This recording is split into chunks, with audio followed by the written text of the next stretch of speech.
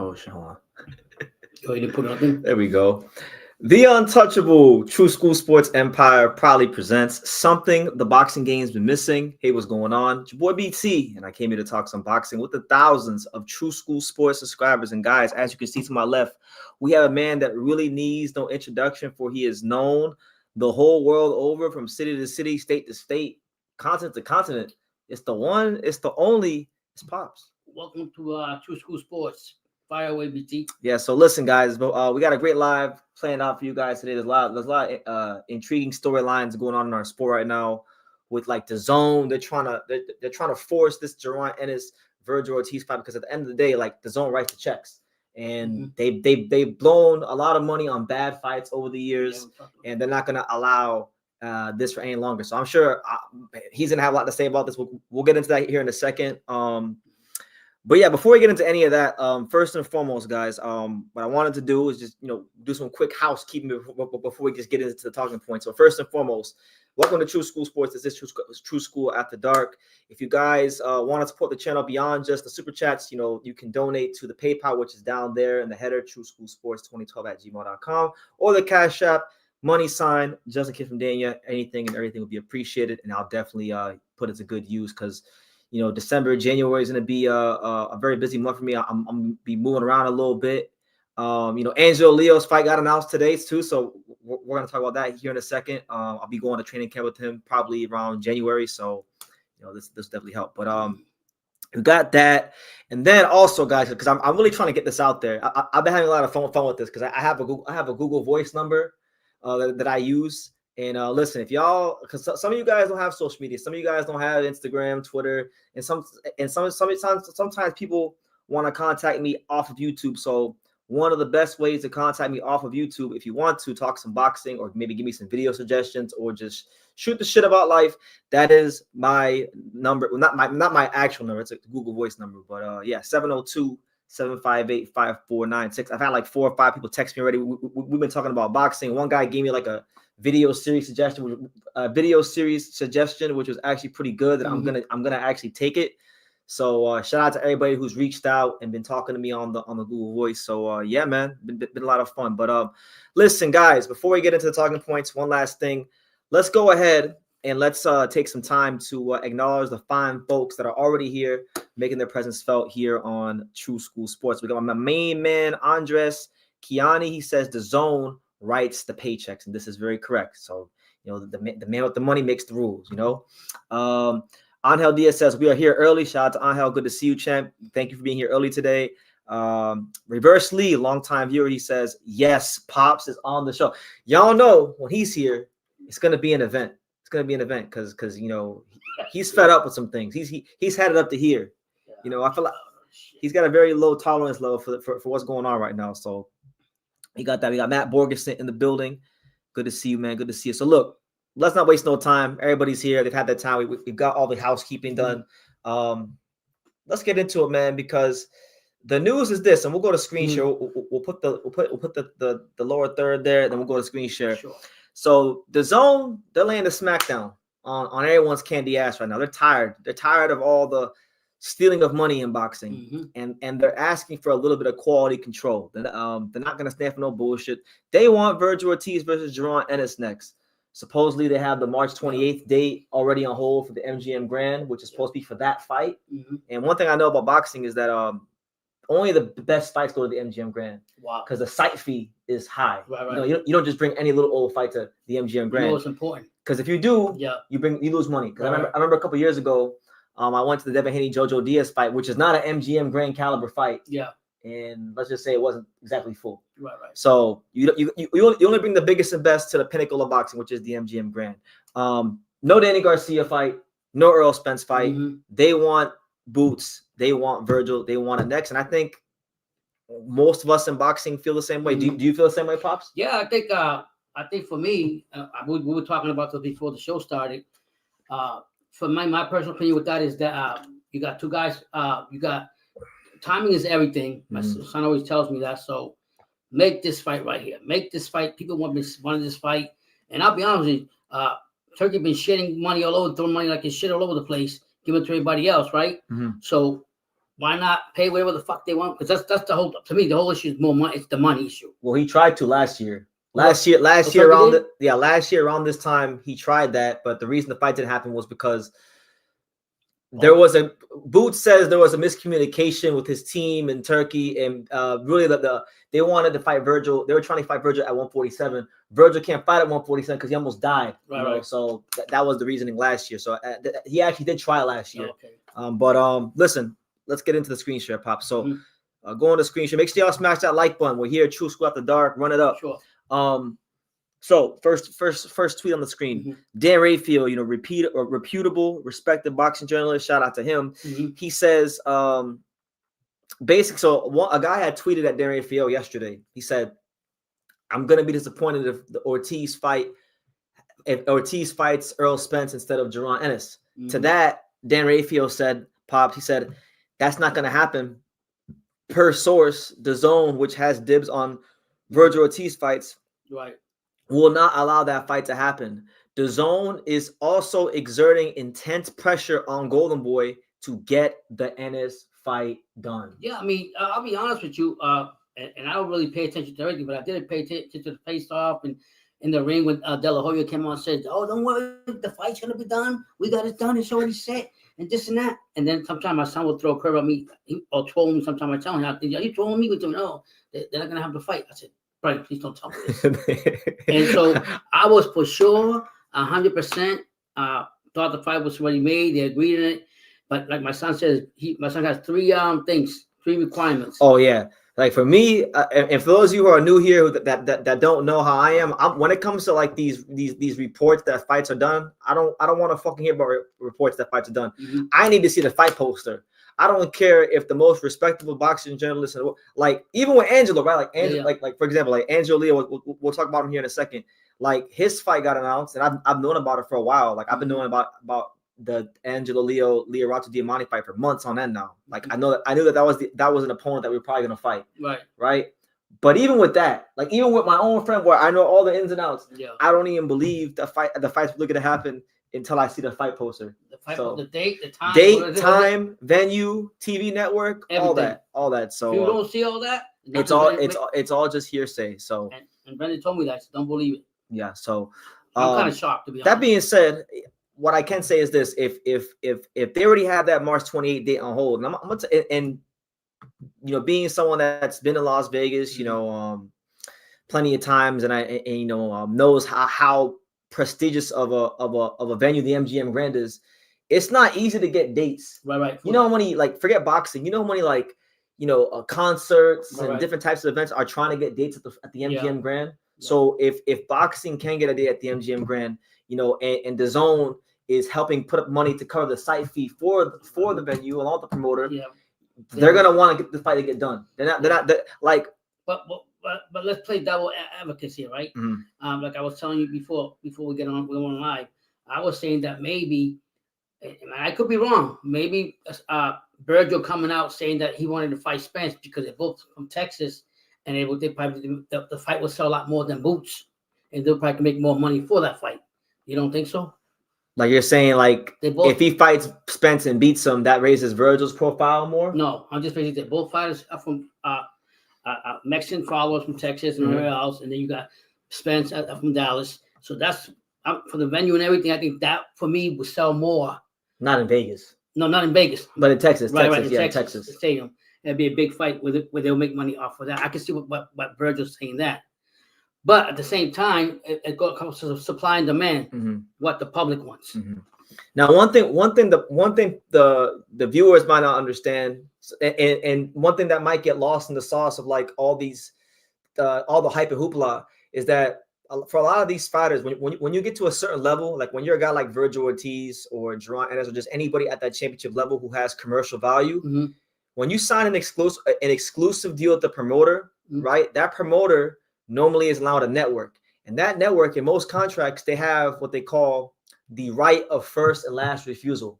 Oh wow! See, I've been reading these boxing contracts a lot recently. He's not a lawyer. They have the right of first and last refusal, meaning that you could have like you could have your plans, but the network still has to be aligned with agreement. They have to be in agreement with that. They have to feel like it's commercially viable enough. Now, a lot of you may say, like, BT, is that true? How can that be true? Because we see so many terrible fights in the sport of boxing, which is true.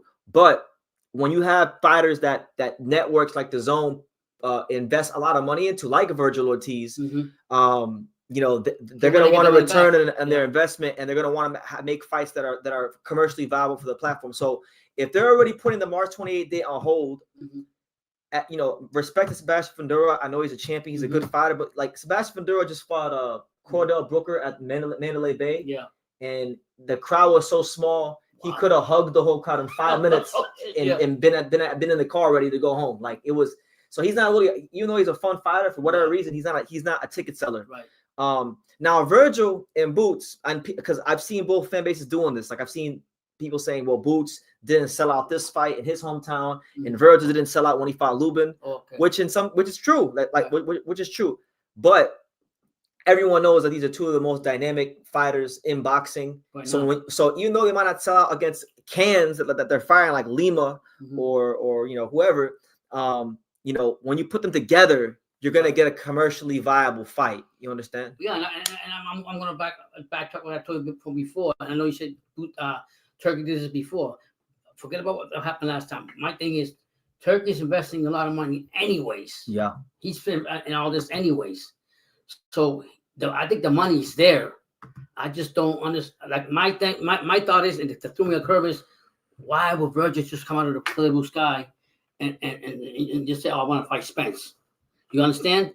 And Spence has been in hiding, God bless him, for 2 years. He hasn't fought nobody. All of a sudden, you see him at the boxing thing and all this other stuff. So why would he just come off track and just say that? Maybe De La Hoya said it to just throw so to speak, a nail to the coffin or something to see how the Boots camp is going to react.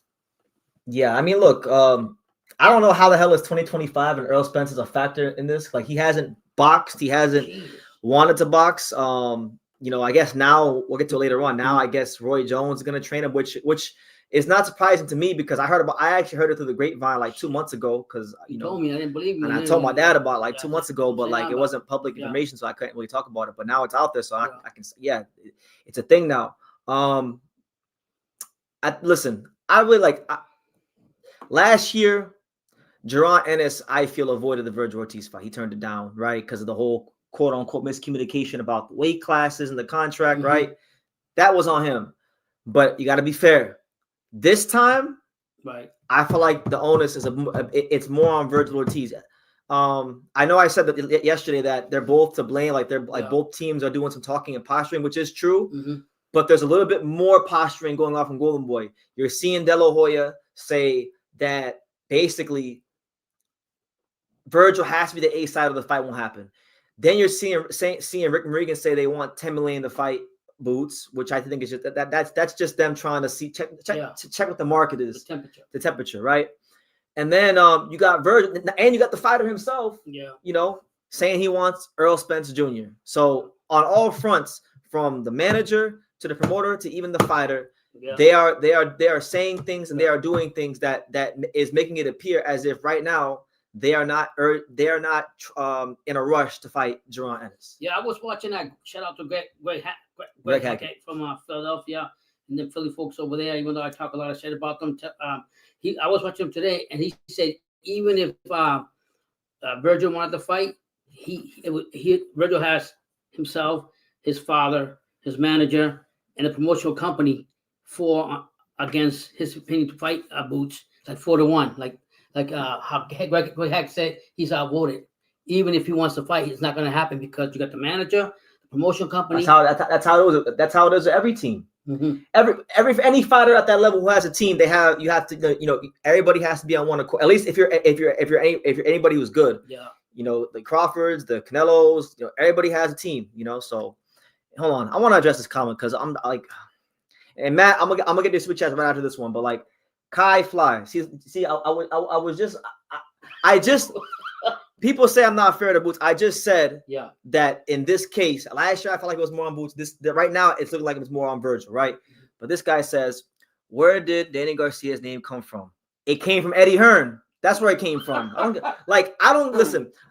I don't give half of a singular fuck about Danny Garcia. I don't like watching him fight. He's retired. God bless him. Mm-hmm. I don't like talking about Danny Garcia. Mm-hmm. Eddie brought up Danny Garcia. Mm-hmm. He said, see, this is what I'm talking about. You're so determined to bring Boots down to the boxing vermin's level Ortiz team. You act like Boots said that's his dream fight. I'm not bringing him down. That's what his promoter said. That's all I'm saying. And to be honest with you, I mean, even if he did fight Danny Garcia, I mean, like he fought Lima, bro. Like nothing will get worse than that. Anyway, let me go to the super chats. We got Matt. He says, "Am I crazy to say that Vergil Ortiz would smoke Jaron Ennis?" He wants to know that. I mean, we were talking about this too. Off the camera, that you brought a good point out, saying that you seen Vergil cut off the ring. Yep. A lot better than Boots. Boots hasn't done that. He didn't do it against Karen, and so forth and so forth. For me, I think. You got picking Vergil? Yeah, okay. I'm right with Vergil. I think Vergil gonna knock him the fuck out. You know, right now. So to kind of pivot into like something else, I wanted to show you. The odds came out today. The odds have come out already. Odds have already come out for Vergil and Boots. So if you have for all you bettors out there, I know everybody. I know everyone likes to bet. And, yeah. You know, I'm always getting people on Twitter and Instagram. They're like, "Oh, anytime I say I think someone's gonna win, they're like, oh, let's bet something." Yeah, and I'm like, bro, you go listen. Don't worry about my money. You go get your money. Yeah. You know. But they said it's right here. Mm-hmm. So Jaron Ennis actually is the favorite. He's a minus 220. Vergil Ortiz is a very slight underdog at plus 168. So not the relatively tight odds. It's gonna get close. It's gonna get closer when the fight is made or whatever. I'm telling you right now. I think Vergil, Boots, is a talented, skilled fighter, but I don't think he fought Stianis. But in my opinion, I don't think I was going for Stianis, but Stianis is not better than Vergil Ortiz. I think Vergil is going to go in there. I think I'm tired of hearing Boots say, I'm going to take a division, do this and do that. And as much as talented and skillful he is, he hasn't done jack. And same thing goes for Vergil, because Vergil was at 147 for the longest time and so forth and so forth. And he didn't have a title. But I just think Vergil's going to go in and tear his ass up. We shall see. I don't have it. Honestly, I don't have a prediction yet. No. I've gone back and forth. I've thought, like, I vividly remember I was in Texas like 3 or 4 years ago, and I was talking to someone, and I was like, man, Boots gonna smoke Vergil Ortiz. And then there's been times where I'm like, yo, I think Vergil beat Boots. To me, it's a pick 'em fight. I don't have one. I don't have a prediction. Yeah, but you were talking when this 147 was hot, when the Spence, the Crawford. We've been talking about this for 4 years, guys. So that's what you're saying now. But now we gotta see these two dark horses do something. We gotta see which one's gonna show up. I don't know what Boots. Every time I say Boots, he screwed up a lot of fights that he could have had. And I don't know about what I'm going from him. I know what I'm going to get from fucking Ortiz. It's that motherfucking pressure. He's going to get you in the good and knock you the fuck out. That's what I'm going to get. Matt also says in the super chat that Boots Ennis is very overrated and he will get chinned. Everybody was saying, a lot of people, people, and I respect it, is Philly fans or whatever, then they're going to say he's the best thing to sliced bread, and I respect that. But my anger, in that I'm talking against Boots and a lot, even with the Norman fights, or whatever, is because of his talent and skill. To me, he's wasted that time and money. He could already have a lot of money in a fucking bag like this in Philadelphia if he would have fought the other fights that he turned up because of his loyalty, whatever. So for me, Boots needs to stop talking, say the same fucking rhetoric he says all the time. Oh, I'm going to take over this division. It's time I'm going to show you guys. Show me the paper. Motherfucker, get it. Stop talking and just do it. Do it. I agree with you, but this time I don't really think it's on. I think it's actually more Golden Boy this time. Okay. So the politics, it's the politics. My man right here, Quan Jefferson says, "Champ, don't disrespect Danny Garcia. Put respect on that man's name." Listen, he's a good fighter. He's a very good fighter, right? He accomplished great things. I'm not hating on Danny Garcia. I was only responding to the comment because dude is saying that apparently I have all this hatred for Jaron Ennis that I'm bringing up Danny Garcia's name. I never brought up Danny Garcia's name. Eddie Hearn brought up Danny Garcia's name. Danny Garcia is retired. Danny Garcia hasn't, in my opinion, been like he said his last fight. He said his last fight against Danny Gonzalez knocked him out. Perfect way to go out, right? Yeah. Like, to me, he hasn't really been a real factor in the welterweight division or any division he's been in for like about 4 or 5 years now. So I don't have anything against Danny Garcia. I'm just only responding to a comment. Respect to Danny Garcia, the former lineal champion. Last super chat, and then I'll go back. Matt says, "Don't sleep on Xander. I favor him versus Vergil." Ooh. Well, we talked about that yesterday, Pops. I don't know if you watched it. Yesterday, I was saying that with both these guys' teams, like Eddie Hearn, Matchroom, Oscar De La Hoya, Golden, Rick Marigan, they're doing a lot of posturing to try to get the fights, right? And you got Xander, who's already about to fight in the vacation fight. Yeah. I feel like these guys are going to marinate so much, and they're going to look up, and Xander's going to have all the belts. Yeah, that's what I was about that point now that you told me yesterday. You said, these two get yapping back and forth. Well, they yapping. This guy's collecting belts, So, yeah, I just want this fight get made, get it done how we're going to get made. I'm just disappointed that, once again, I got fool's gold. Got fooled. I believe that was going to be a big fight, and it was already made. I was so happy, and then I got the curveball. My man says, y'all hate when fighters don't talk. Y'all hate when they do. Listen, I like when fighters talk, but I like when fighters talk and there's actually action behind the talking. Listen, I love talking. Listen, it's not that I know when I go back to Philly, they're gonna fry me my ass up, because I'm really been talking a lot. If you can talk the talk, you better motherfucker walk the walk. Boots has had a lot of opportunities to do what he's supposed to, and he hasn't done it, in my opinion. Okay, he's had opportunity to turn big fights. He's had 3 or 4 fighters that I can name off that he should have fought and did, but this isn't about that. So boxing, you're always gonna have yap, but it's right or wrong. That's what makes a sport in the fight to see the fight. It's part of the fight game. You understand? Hold on. Shout out to my man Carl Hansen. He says, "BT and Pops, salute to the legends." God bless you. He said, "Vergil." Hold on. Now MEZBX is saying, "Look, tell Golden Boy Promotions to stop bitching and make the fucking fight. They're the ones that sound pussy." Honestly, that's where I'm at now. I gave Boots a lot of shit last year, rightfully so. Golden Boy, yesterday I was like, you know what? Now they're both doing some posturing because I didn't like some of the things Eddie Hearn said. But there's more posturing going this time around. There's more posturing going on from Golden Boy because it's Rick Marigan, it's De La Hoya, it's Vergil talking about Spence, and mind you, Pops, because remember, I don't have a short memory when it comes to boxing.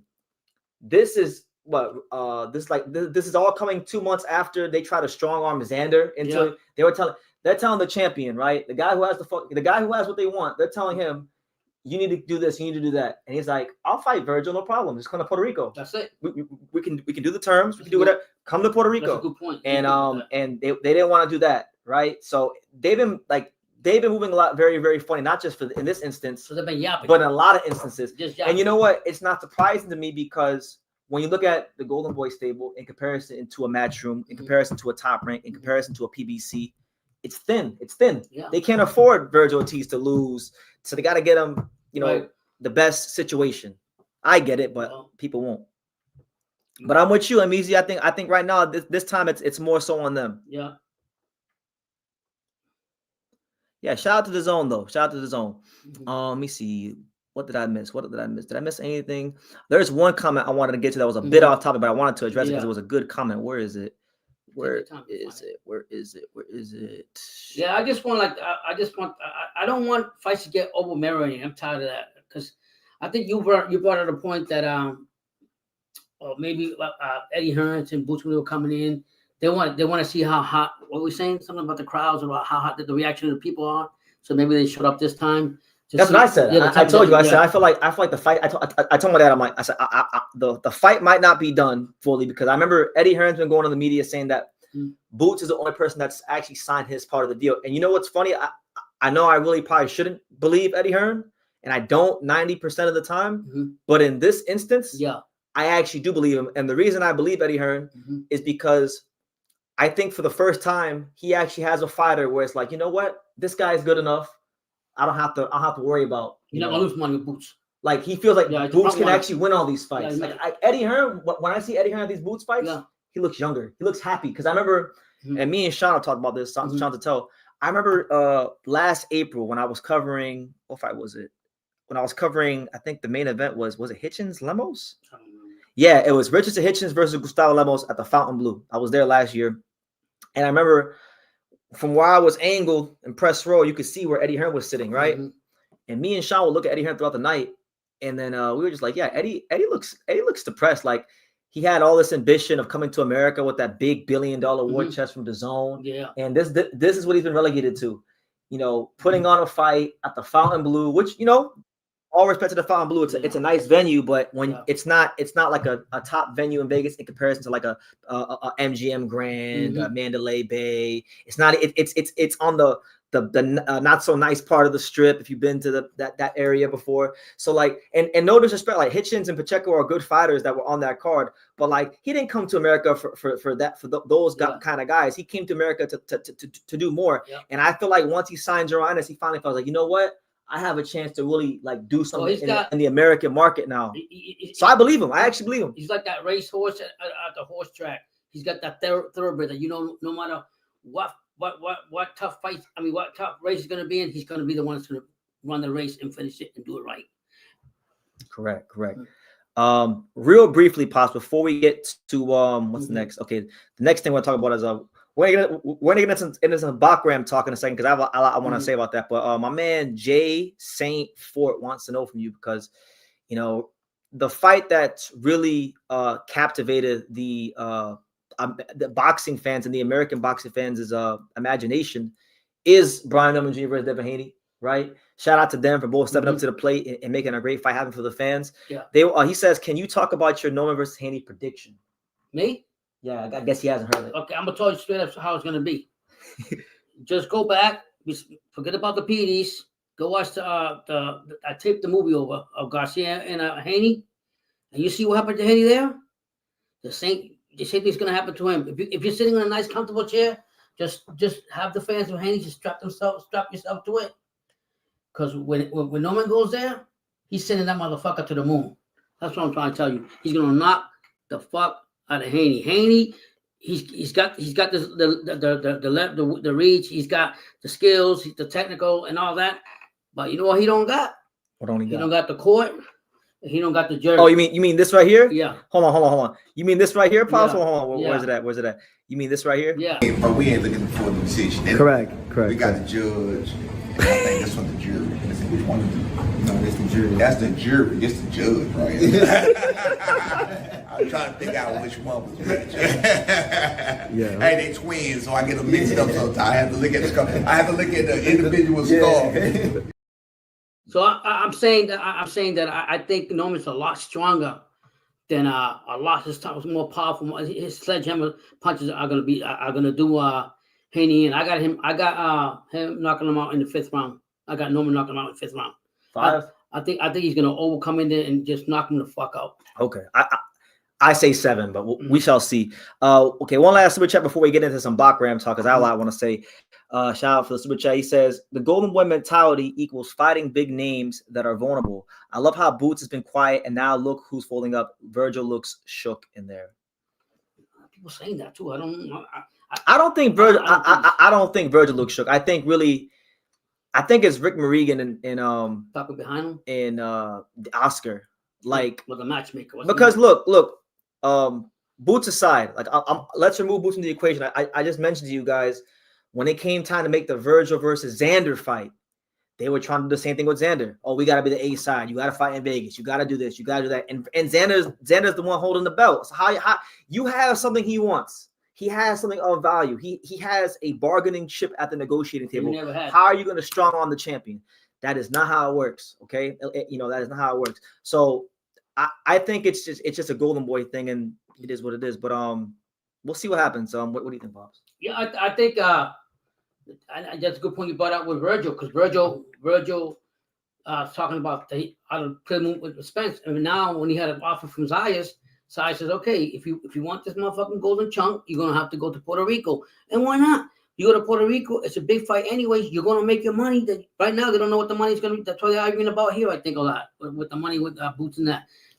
Had you fought Zayas, who would have said you would have got the belt, and you would have been the A side against Boots? That's what I'm saying. Sometimes these managers they overmanage their fighters. Like at some point, like sometimes you get a good opportunity and you think that, okay, well, if I turn it down, something better will happen down the road. And sometimes that doesn't happen. No. But and the Puerto Rico Mexican, that would have been great. So it was bad on their part on Golden Boy again. And like you say, it could be an excuse. It could be whatever the case may be. All right, last comment right here. He says, as mad as you want to get about the Dana White in Turkey thing, this saga only proves their point. Yeah, you know what? Look, I reached that point where like I'm not fighting. Like I'm gonna say what if you ask my opinion about like Turki Al-Sheikh and Dana White, I'm gonna tell you what it is. But I'm not on a crusade anymore. Like I said what I needed to say. You know, we should get in the fights, like all that stuff. It is what it is. American boxing promoters and the power brokers of the sport are not doing the sport any favors. That's why a guy like Turki Al-Sheikh could come into boxing in the first place and do anything in the sport and be a factor, because you know your Oscars and your Al Haymans and your Arams weren't making big fights consistently enough for the public, you know, for the sport to be in a healthy place. And that's you're right. Go along with that. I'm just gonna say like the issue between Dana White and them was that we didn't want the fighters to get lose the Ali Act. But other than that, they'll make the fight. I think Turki will make any fight. He's got all the money in the world. He shits hundreds of dollars every day. So he'll make any fight you want. It's just how you go about it. You know what I mean? So if I have to fight the first fight in Saudi, then bring it back for a rematch in America, so be it. But I mean, they've done a couple ring cards in America, like, so I feel like if a fight is worth its weight in salt, you know, with American fighters, he may consider going to America. We shall see. Another switch chat. Vergil brought up Spence. That is folding up. You know what? That's a good point. You know, like I remember because the videos are still up. Like if you go on this channel, there's videos. There's videos of me and you talking about Vergil and Boots from 2021, almost. So as of the 5 years ago. Errol Spence is not relevant. People been talking about this fight for almost half a decade now. Next year it's gonna be officially half a decade talking about Vergil versus Boots. Very quietly, Pops. Very quietly. This is becoming like the new Crawford Spence. This is it's always somebody that regenerates himself to a fight, and then you see that thing with Jamal was talking to Boots. He hasn't been around either. You know what I mean? And he wants $10 million a fight. I don't agree with Spence just coming up and like getting a big payday to go back to his farm. You know what I mean? I think get these two young dogs fight, and then put them with bigger fighters in 154 and see what they can do. All right, so you mentioned bigger fighters. Perfect segue to my next talking point. Make sure you guys smash that like button. It's your boy BT, Brendan Taylor with Pops. This is the untouchable True School Sports Empire. This is True School After Dark. Listen, so if Vergil Ortiz is not going to fight Jaron Ennis, okay, I feel like, you know what? A power move here would be to go explore the opportunity to fight Bakram Murtazaliev, who is the IBF champion. Now, it is worth knowing. I know Bakram has a fight tentatively in place. I mean, they've said it's done, but I haven't seen the official fight poster. So, in my opinion, it's not fully done until I see the poster. But I do think whether it be, you know, I think Vergil and Team Garcia and all parties involved, if they're not going to fight Boots, if they really want to marinate this fight, then you know what? Marinate the shit properly. You know, if you're gonna put it on the grill, put the right seasonings on it, put the adobo on it. Would you say on Vergil's side, because I've been criticizing Boots about ducking, right? If let's say hypothetically, like you just said, the third time Vergil gets offered the fight with Bakram, right? And he turns that down. Will you consider that 3 ducks in a row on his side? On Vergil, he didn't win the fight sides who had the belt and the champion. Boots came up all the way from Philly to challenge him, and we don't know what's going to happen there. It's a stalemate right now. And then he calls Spence, but if Bakram was offered, do you think they will avoid that fight in Vergil and Bakram? Yeah. Oh well, look, you're asking the right questions, Pop. You're asking the right questions. So look, this is Egis Klimas. This is what this was actually yesterday. So, you know, this is a picture of the Dazn Boxing posted this picture of Vergil. In the picture, it's just reaction to Vergil. You know, beating up on Lubin and Vergil fighting Boots, and it's got all these different fighters and, you know, people in the boxing world, right? Yeah. And so Egis Klimas responds to it, and Egis Klimas, you know, a steam manager, been in the game a long time. He's also happens to be the manager of Bakram Murtazaliev, right? So he says, "How about Bakram Murtazaliev? No one wants to fight him or even to mention Bakram's name," which is true. You don't often hear his name. You don't often Is he just on a tough Russian or something? What's people scared of his style or something? He's just Is he like a better beer that nobody wants because he? Yeah. Okay. I wouldn't say like so. No, not the same style. He's not. Like, no. He's not as good as like. He's not as good as Beterbiev. No, but I'm saying. But he's got the mentality. Some of the same attributes, and he don't really speak English like that. And if he does, it's not a lot. He can box. But he got a guy. They got a nice power jab. Mm-hmm. He's strong as shit, and the money he would get fighting it would be. It's just the business of the sport, right? But it's to a point where like even with Lubin, right? Mm-hmm. Lubin could have fought Murtazaliev. Yeah. Lubin chose to fight Vergil, right? Right.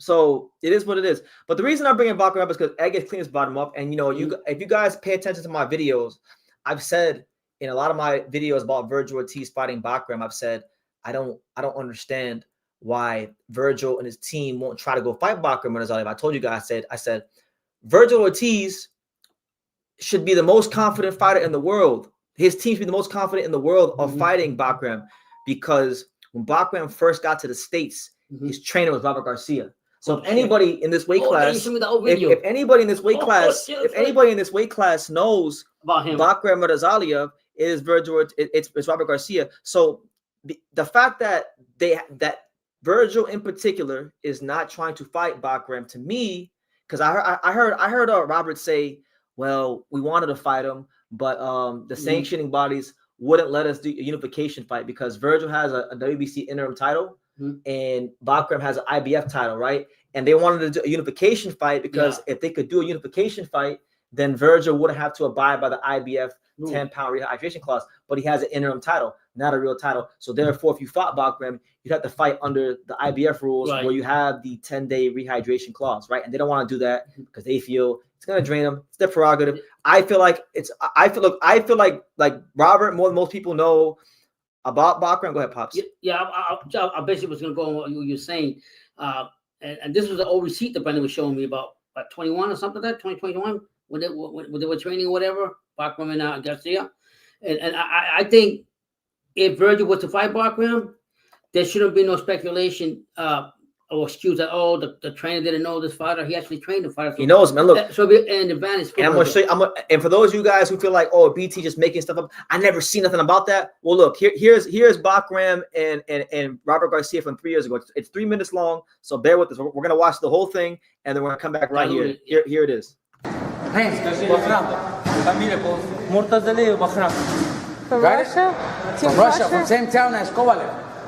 Oh. Kovalev friend. Chilabins? Yes. Same town as Kovalev, right? Same right hand, huh? Oh my God. Beautiful right hand. One more round, okay? We're not done yet. Yeah, insane power this guy's got, man. Woo, man. Igis is bringing the real fucking deal right over here, real fighters. Mr. Klimas is doing a good job finding all these young fighters. Woo, right? That motherfucker's bad too. I know. How you doing? Good. I am fine. Good what? Now that he's seen you? Yeah, is that what he said? He wants you, huh? No, Robert. Don't lie. Get back to work. Huh? Get back to work. You like Mexicans, huh? I like Latina. Huh? I like Latina.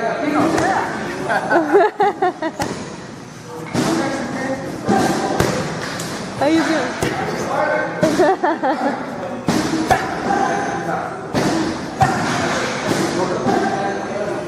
Good. Nice.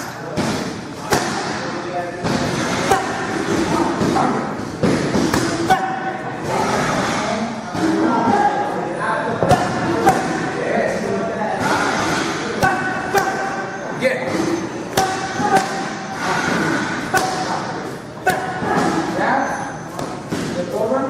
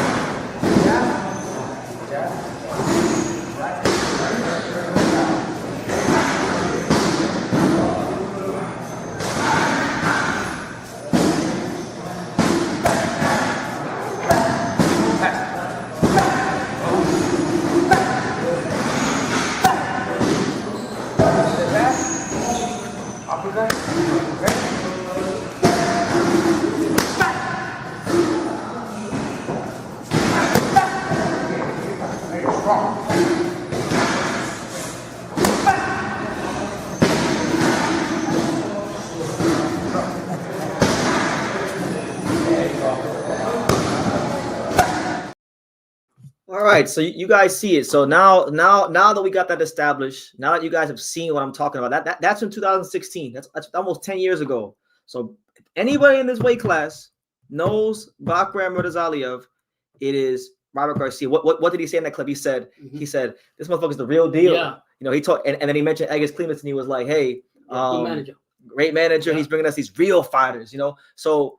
Vergil Robert knows what's up. Like if they really wanted that smoke with Bakram, well then shit, they would have pivoted. They would be looking to pivot into the Bakram fight if they don't fight Boots. Just a question. But we're not doing that. Off the charts, but okay, let's say that none of these fights happen. Who would you want Vergil to fight, and who would you want Boots? Who would I want them to fight? No, we know who we want. Let's say Vergil had 3 tries with Bakram, right?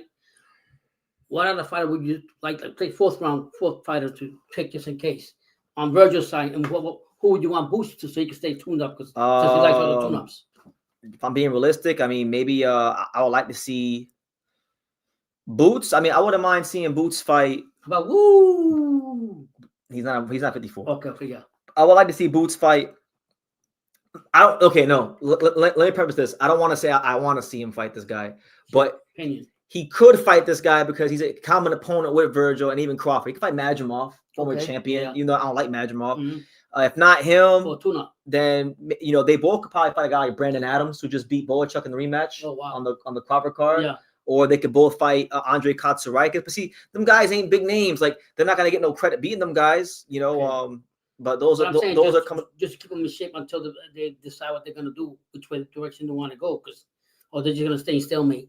Do you think it's going to last long, just think? I think what this guy said right here, we need one of the champions to make the fight more significant. I feel like, look, I get it, but like they are what they are. Like if Boots wins a world title against, let's just say, if Boots beat, I mean, I guess it would make it a little bit bigger if one of them won a world title, but how much bigger would it be? Like they're not commodities on that level yet. They can't become stars really until they fight each other. Them fighting each other is what's going to make them bigger. And if the fight is what we think it could be, then you can do a rematch and it's going to be even bigger. And both guys get paid more and both guys now be stars and the whole divisional benefit, because now Boots' profile is higher, Vergil's profile is higher, and then now anybody that fights those guys, now their profile becomes bigger because these guys are bigger. So it's a domino effect, and they have a responsibility to the sport of boxing to get it done. Not just the fighters, but I'm talking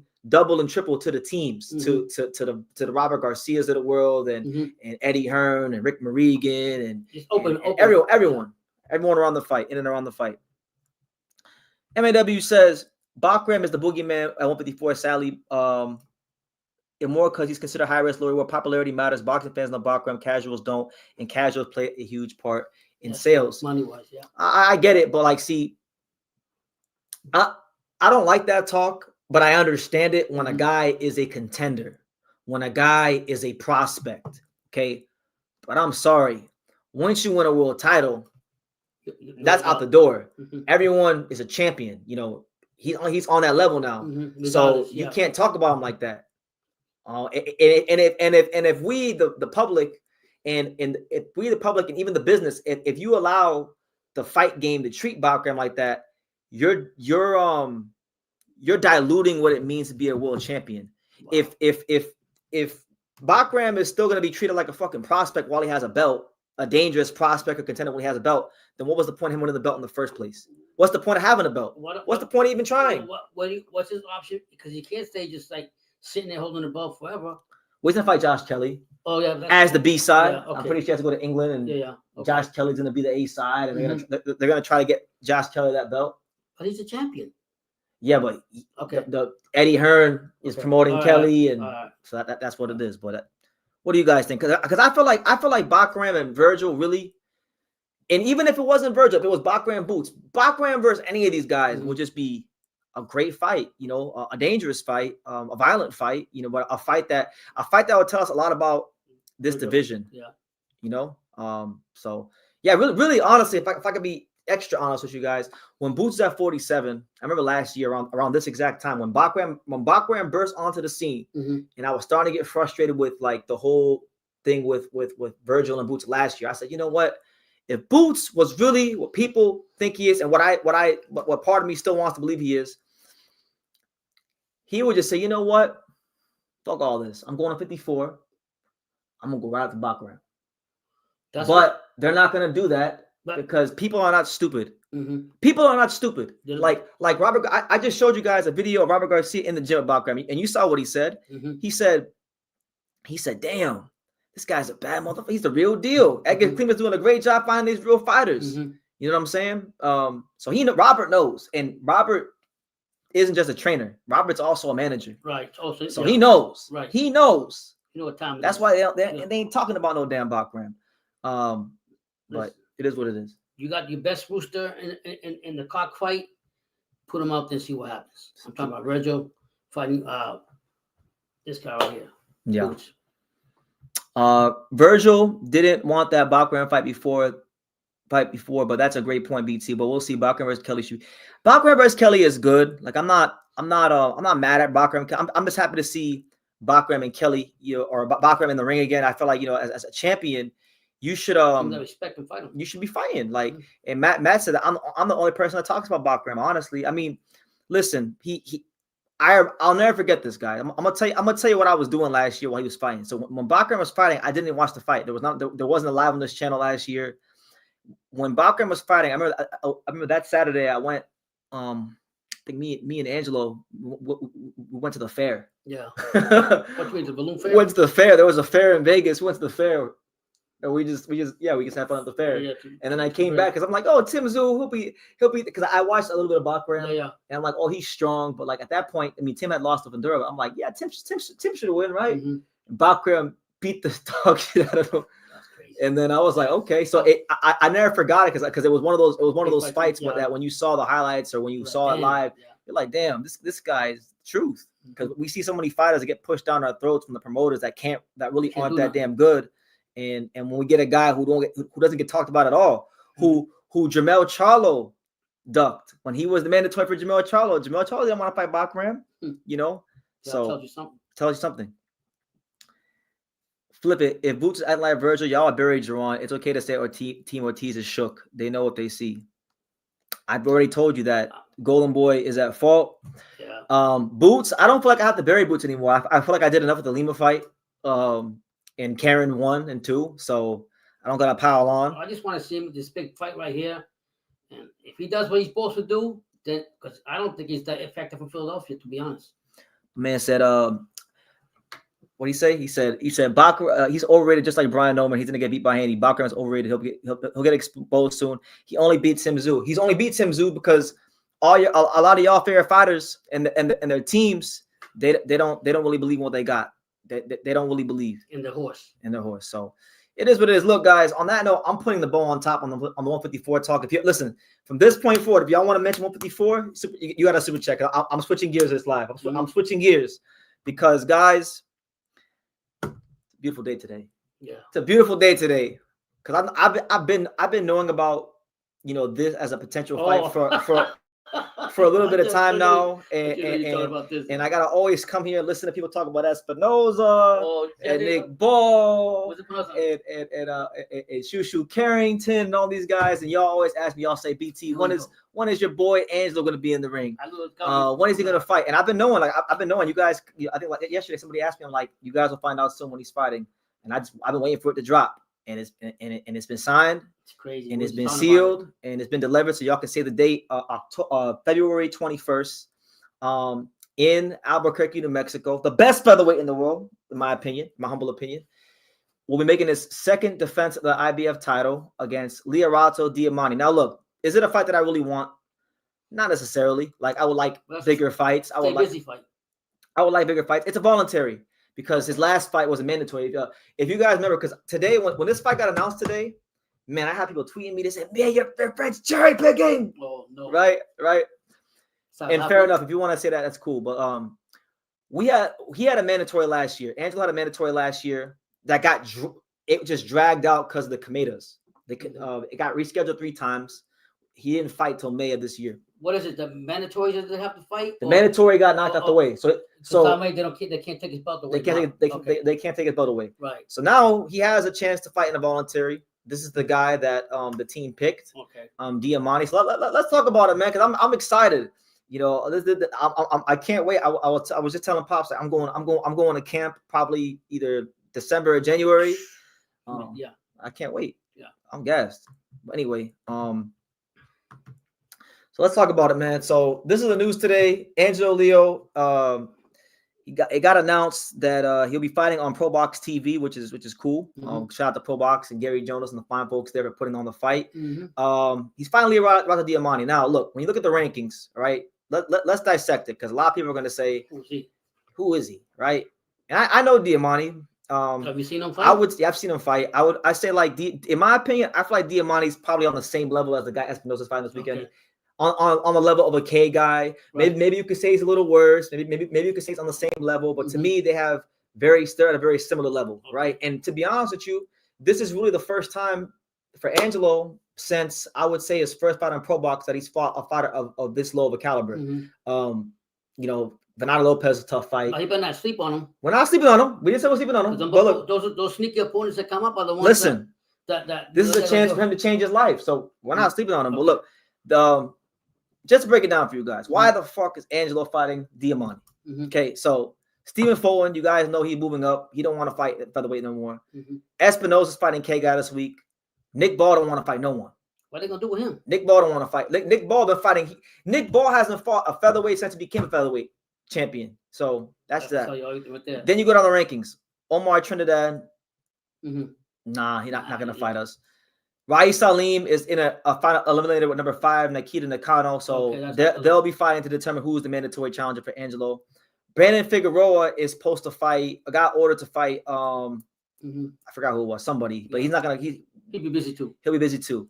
I'm not sure what's going on with Nunez. Kameda, we just fought him and beat him, right? So that's how you get to Diamante. Diamante was the highest guy available on the list that Angelo could have fought, and he took the fight. Everything's active. He took the fight. So I'm excited about it. I think it's great because like 2 years ago around this time, Angelo was just getting his career started again. From because if you guys remember, he won the title, he lost to Fulton, he fought Aaron Alameda, he didn't fight for 2.5 years. His career was dead, right? It was dead. It was Pro Box, right? Pro Box gave him a chance, right? God bless him. He fought 3 times. What was it, like 5 months? Then he gets to the Venado fight and he wins. So it's beautiful. You know, he's been able to defend in Japan. Now he's getting to live out one of his childhood dreams and not just fight at home, but now defend the title at home. So it's a great thing. You can't beat it. Diamante, let's break Diamante down here for a second, because you know he's not. I don't think he's on a level of like Venado Lopez or like, you know, some of the guys Angelo fought earlier in his career, but he did fight. Look, one thing we can say about Diamante, he fought Tomoya Kameda twice. He actually beat Kameda the first time they fought. He lost the rematch to him, which was the eliminator fight, which was how Kameda became Angelo's mandatory. Right. So you can say, because on paper you can say that's the level he's on. So look, people say, like, one thing I keep seeing, and I want to dead this right now, because I want to speak on this right now. A lot of people say like that all these featherweight champions are waiting for Inoue, which if you're on the outside looking in. I can't blame you. It does look like that. They do like Canelo thing. But for the big check. I'm gonna tell you all this. Espinosa has had I think this week is his 4th defense of the title. So he's been had a chance to unify already. He hasn't tried to. Management. Zanfer has a long history of milking their champions' title defenses. He's probably gonna go to 130 because he can't make, like, he's big. Yeah. So there's a lot of Mexicans up there like Navarrete and Nunez he can fight. I don't think he's gonna be here much longer, but I pray he is, because I want that fight. Fulton didn't even try to like explode. Like Fulton went up to 130. He went up to 130. Okay, it is what it is. And then Nick Ball, the only guy I can say, like Nick Ball, I think we might fight Nick Ball. So we'll see what happens. But Diamante's the opponent. Now, a lot of people say they like to group Angelo with these other featherweights and say that, oh, he's waiting for Inoue, which is like, no, like a free lunch. He doesn't have the luxury to wait. Look, I'm gonna show y'all something, and y'all tell me if you can name another fight like this in boxing. If you can, please let me know. Okay, so Angelo has no problem going anywhere to fight. Right. He's fought in New Mexico. He's fought. That's Mexico right there. He fought in. He's fought in New Mexico. He's fought in Mexico. He's fought in Utah. He's fought in Colorado. He's fought in Vegas. Holy shit. Where else has he fought? Japan. He fought in California. Mm-hmm. He fought in Atlanta. He fought in Connecticut. Then He he's fought all in over. Texas. He fought in Florida, and he fought in Japan. So this guy has fought in 10 states, 2 countries.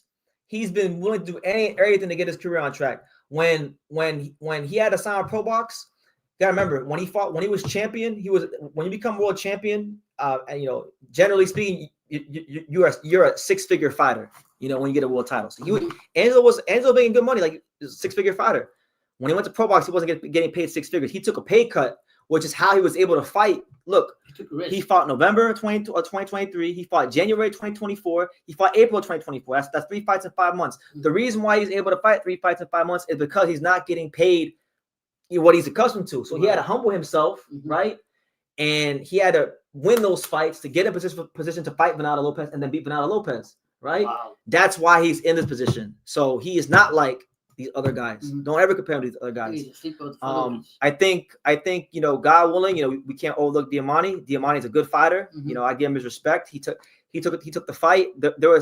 There's fighters that are more talented than him that didn't want us up to the plate. So I respect him, and I know he's going to come in to try to change his family's life and knock Angelo's block off, because he's coming all the way from South Africa.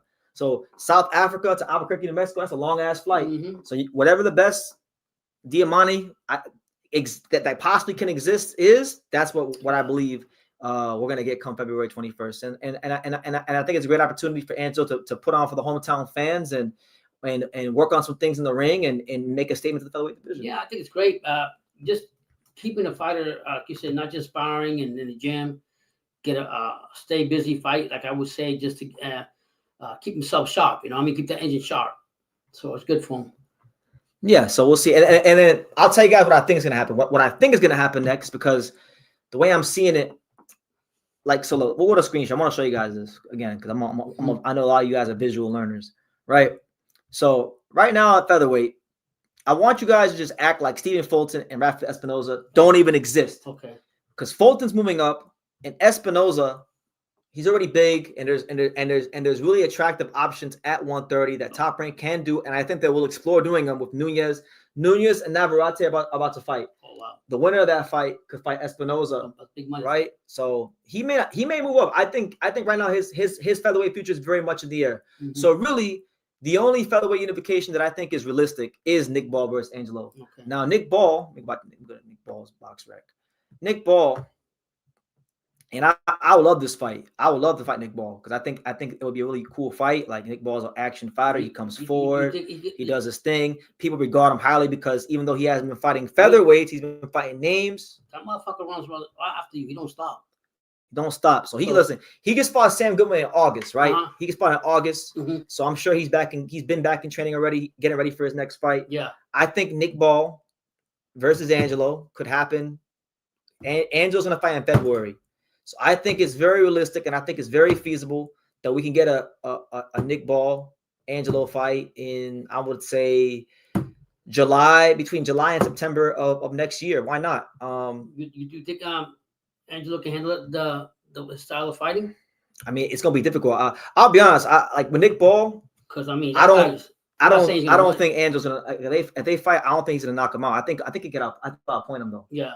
Because I think Nick Paul just he smothers you. He does a lot of stuff. He's short, if too. Angelo knocked out Nick Paul, I'd be very impressed, because that's a hard guy to knock out. You got to punch down. He got a tight high guard defense. He don't stop. Yeah. He feel like a brick. So I like that fight. By the way, Pops. And by the way, thank you. Happy Veterans Day. I forgot to say Happy Veterans Day today. Thank you guys. Appreciate it. And shout out to all the veterans out there. Thank you. Someone's asking me about Makita Nakano. He's fighting in an IBF final eliminator against Rais Salim in like 2 weeks. So if he wins, he will become the mandatory challenger. But I'm gonna tell you this, because I have an idea of how all this is about to go down. Nakano is going to beat Rais Salim. He will become the mandatory challenger. I feel like the people that are with Nakano Yeah. are going to try to get Angelo to go to Japan. I'm telling you right now. Mhm. I'm telling everybody right now, more than likely, that he's not going to Japan for Nakano because we didn't have a great experience with the Japanese commission when we were out there. Okay. If you want more on that, the interview with Miguel Leo on the channel, go watch that. He'll tell you all about it. But so because of that, I think there's going to be a lot of urgency. More, I mean, there's already been urgency, but there's going to be more urgency to go do a unification fight with Nick Ball. So we'll see. We'll check Nick Ball's temperature and Frank Warren's temperature, and we're gonna see if Nick Ball really want to fight. Yeah, we'll find out. Because I'm tired of y'all talking about Nick Ball. You know what I'm saying? So we'll see. And of course, there's always the Inoue Nakatani winner coming up, but personally, I'm not even worried about that. I don't even like if Inoue comes up, cool. Whenever it happens, it'd be a dream. But really, I want all these featherweights. I want Ball in the ring with Angelo. I want Espinosa in the ring with Angelo. I want the house fucking clean before he gets. I want the dishes washed. I want the couch. I want the couch scraped off. I want the carpet vacuumed. I want house cleaning done because I'm just tired of it, man. I'm tired degrading your boy. They keep degrading him, and they keep telling me that Nick Ball is this great, amazing pressure fighter when he won't even fight any featherweights. He needs to fight him. That's the only what's going to happen, and I think eventually will. Because what happens is, if, let's say hypothetically, Angelo fights all these other guys, which you say is not going to happen. He has to fight. He's going to have to fight because they all stay busy. But let's say that Ball still sits there, manerates that, holds up, but then he fights all the other guys. And he only has Nick Ball left to do. I'm gonna tell you how. Listen. In my opinion, things change on a day-to-day basis in boxing. I'm gonna tell y'all what I think Angelo's next 3 fights are, and I'm not. This is just my educated guess based on how things are right now. So things can change, but I think it's gonna go like this: Diamante, Ball, and then maybe Nakano. I'll say Diamante, Ball, Nakano. Depends on who's champion after we get through Ball. At the time, because we're gonna get through Ball. But yeah, that's the news, guys. Angelo's getting a chance to fight in New Mexico, which I'm really happy about. I want to talk about this here for a second because there's a lot of cities and towns in the USA that I feel like are untapped boxing markets. Like I feel like Chicago doesn't get enough big fights, and Chicago's a great fight town.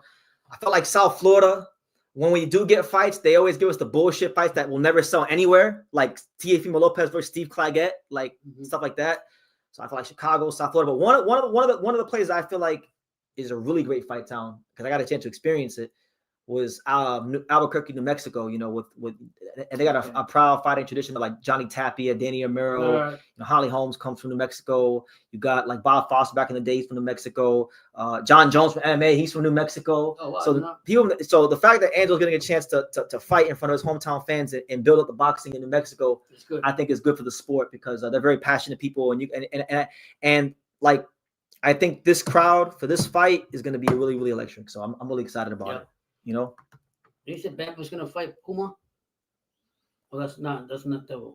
We'll see. Hold on. Before we get to Puma, Kato says I can see Angelo stopping Nick Ball. Ball keeps a high gut up, and he always gives a body shots. You know what? You're right. You're actually right because when he fought Sam Goodman, the punch that Sam Goodman, who's not like Sam Goodman's a good fighter, but he's not like a renowned body puncher. But the punch he had a lot of success with was the left hook to the body. He kept landing it over and over again. And one thing about Angelo is he's one of the best body punchers in the entire sport. I think, if I'm not mistaken, I think there was a stat where they say like Angelo's like one of a handful of fighters in boxing where 49 to 50% of the punches he lands are body shots. Right. And he scored like a couple one-punch body shot knockouts. So hell yeah. I wish we could have seen the Stephen Ford rematch. That was like the #1 fight I wanted to see, even more than Inoue. But he can't make the weight, right? Is that why he's doing it? I mean, supposedly. I'll be honest, I don't really believe it. Okay. I don't really believe it. It sounds really convenient, but you don't shout out to him. Yeah. Good luck to Oshaki Foster. But yeah, that's all I'll say on that fight, on this fight for now, because there's not a ton to say. Like it's a voluntary defense. He's fighting Diamante from South Africa, who's a decent fighter. He's not anything special, but again, I'm not putting him down because just because he wasn't special against other guys doesn't mean he won't come with his best when he fights for the title. So we always say that these fighters are not, top of the line fight like this. These are the guys you got to watch out for. Yeah, so we'll see. But hold on. They said, "Oh, Shaki's gonna send him back to featherweight." I hope so. Honestly. Okay, so I'll pivot off Angelo here for a second. Pops. I don't know if you saw the news, but Errol Spence's name's been in the news a lot. Yeah. And I've been hearing about this for like a while. Right. Been hearing that, like I've heard it the grapevine that like Errol Spence was supposed to be in Pensacola and he's supposed to be sparring and these kind of things. I heard this like back in August. Right. August. Remember I told you in August. Yeah, you told me. Yeah. And now it's coming out in the news, so I can talk about it. Supposedly, according right here, Roy Jones was on the podcast there with Andre Ward, and he stated that he's going to be in Dallas tomorrow to help train Errol Spence, and that he's going to work out with him a little bit and see where he's at, and just kind of get him back going again. He's the trainer, Jones.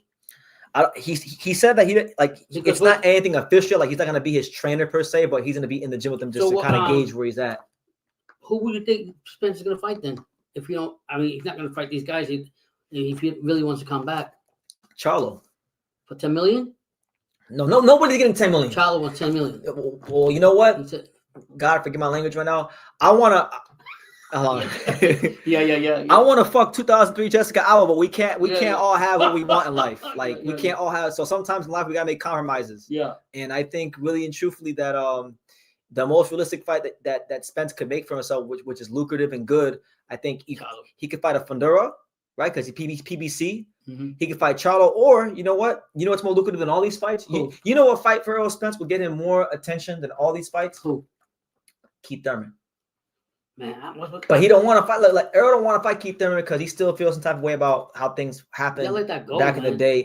My thing is this: you want to fight, you got to be in fights people want to see you in. Right now, for Errol, that'll be a good fight too. I mean, I guess he could fight Vergil, but like Dazn is not gonna allow it, so that's out the picture. Earl needs to fight either if he's gonna come back. Which, by the way, I don't care if Roy Jones is training him tomorrow. I still don't think he's come back to boxing. Because I'm looking at how he's talking. I'm looking at how he's responding to his own fans on social media. I don't believe nothing I'm seeing. Yeah. So that being said, I think Fedora, Charlo, Thurman.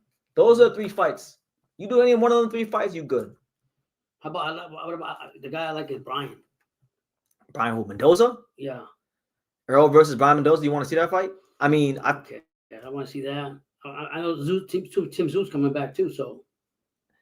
Yeah, but Tim's moving to one. I think Tim Zoo's going to. Is he going to 160? Is he? I think he's going to one. Guys, am I wrong? Didn't Tim Zoo say he's going to 160? I'm pretty sure he said he's going to 160. Okay. You know. What are my thoughts on Adam Azim and Kurt Scobie? It's a good fight. Adam Azim's in there with a good puncher, a guy that has his flaws in Scobie. Got outworked by Dakota Linger. I think it's a good fight because Adam Azim has that British style where they like to operate a lot in the mid range, and Scobie is somewhat of a compact puncher in the mid range. So I feel like that's actually the best fight on the Ben Eubank undercard. Because truth be told, I mean I don't know about Pops, but I don't care about no damn Ben Eubank. I didn't really care about the first fight. I definitely don't care about the second fight. But that fight right there, that's a good fight. I like that fight. That's one young upcoming star of the sport from the UK getting a test against a flawed fighter from America, but it's still a guy who can punch. So I like the fight. In 2018, Charlo versus Spence would have been a dream matchup. Yeah, well, timing is everything. That's why you can't be marinating things because look, what was once a dream matchup is now a fight where I'm just like, get this to get yourself going again. Just do a little tune-up fight. Yep. No, and by the way, shout out to you, Fix Electron. It's good to see you. He says Earl and Ortiz have a history growing up, big fight in Texas. Listen, I don't deny that. But unfortunately, we have these things in boxing called exclusive contracts, right? In these promotional contracts, there's normally clauses that the TV networks have in there too. Show me one. Like the right of first or last refusal, them kind of things. I thought it was like just sign it, I agree with it, pay me the money. Holy fuck. So detailed about everything. And that was only one he showed me. Yeah, so I don't know how he understood. I was confused for the first time. Yeah, so I think as much as it'd be cool, I guess, for the Texas fans to get Earl versus Ortiz, it's not gonna happen because the zone's in the picture.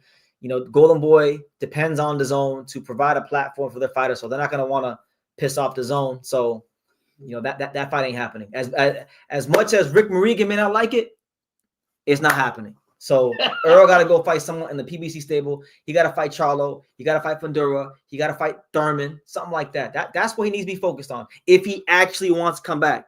Because I don't believe even 0.001% that Earl Spence really wants to come back to boxing at all. He's got enough money. He does not want to fight. Yeah. So anybody who mentions his name to me about any fight, the first thing I'm going to tell you is Earl doesn't want to fight. Mm-hmm. And I won't believe it until I see him really climb through the ropes. Oh, you just see the he has to climb through the ropes. I don't even care if the fight gets announced while we're on this live. Yeah. I still won't believe. To see the date, the venue, and everything. I need to see. No. With him though, not even that. He needs to really climb through the ropes. Wow. Like when he finally makes his rewind and climbs the ropes. But we should have said anything about not really. But Crawford, and look what he's doing. Carl's going to go to 116 fight Janibek. Like who would have thought that? That's not surprising. He said it. He said it after the fight. Yeah. He said it. I'll go when I go down at 60 and but the only good thing about Crawford, he didn't take a big layoff for 2 or 3 years, whatever. He just right. Well, he doesn't have to. He takes a 1 year layoff every year. That's good. Only fights once a year. Yeah. So he needs to fight. He earned it.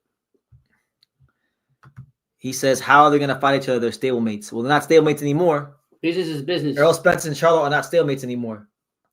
Who the hell even trains Jamel? Like Jamel. He's just coming back, man. I think Jamel's probably still with Derek James, but Errol's not with Derek James anymore. Errol and Derek James split. Yeah. So they can fight each other. Maybe Ronnie, what's his name? Yeah, they can fight each other. Yeah. But yeah, let me see. What else we got here? What else we got, Pop? Let me see. I don't know. I got well we mentioned Crawford, right? Yeah. Now I don't know why I've been seeing all these pictures of Crawford today next to Johnny Beck, but for some reason I've been seeing these pictures of Crawford next to Johnny Beck all day today. So I actually wanted to talk about this because I do think this is a fight that's going to happen. I do think that I am picking Johnny Beck to beat.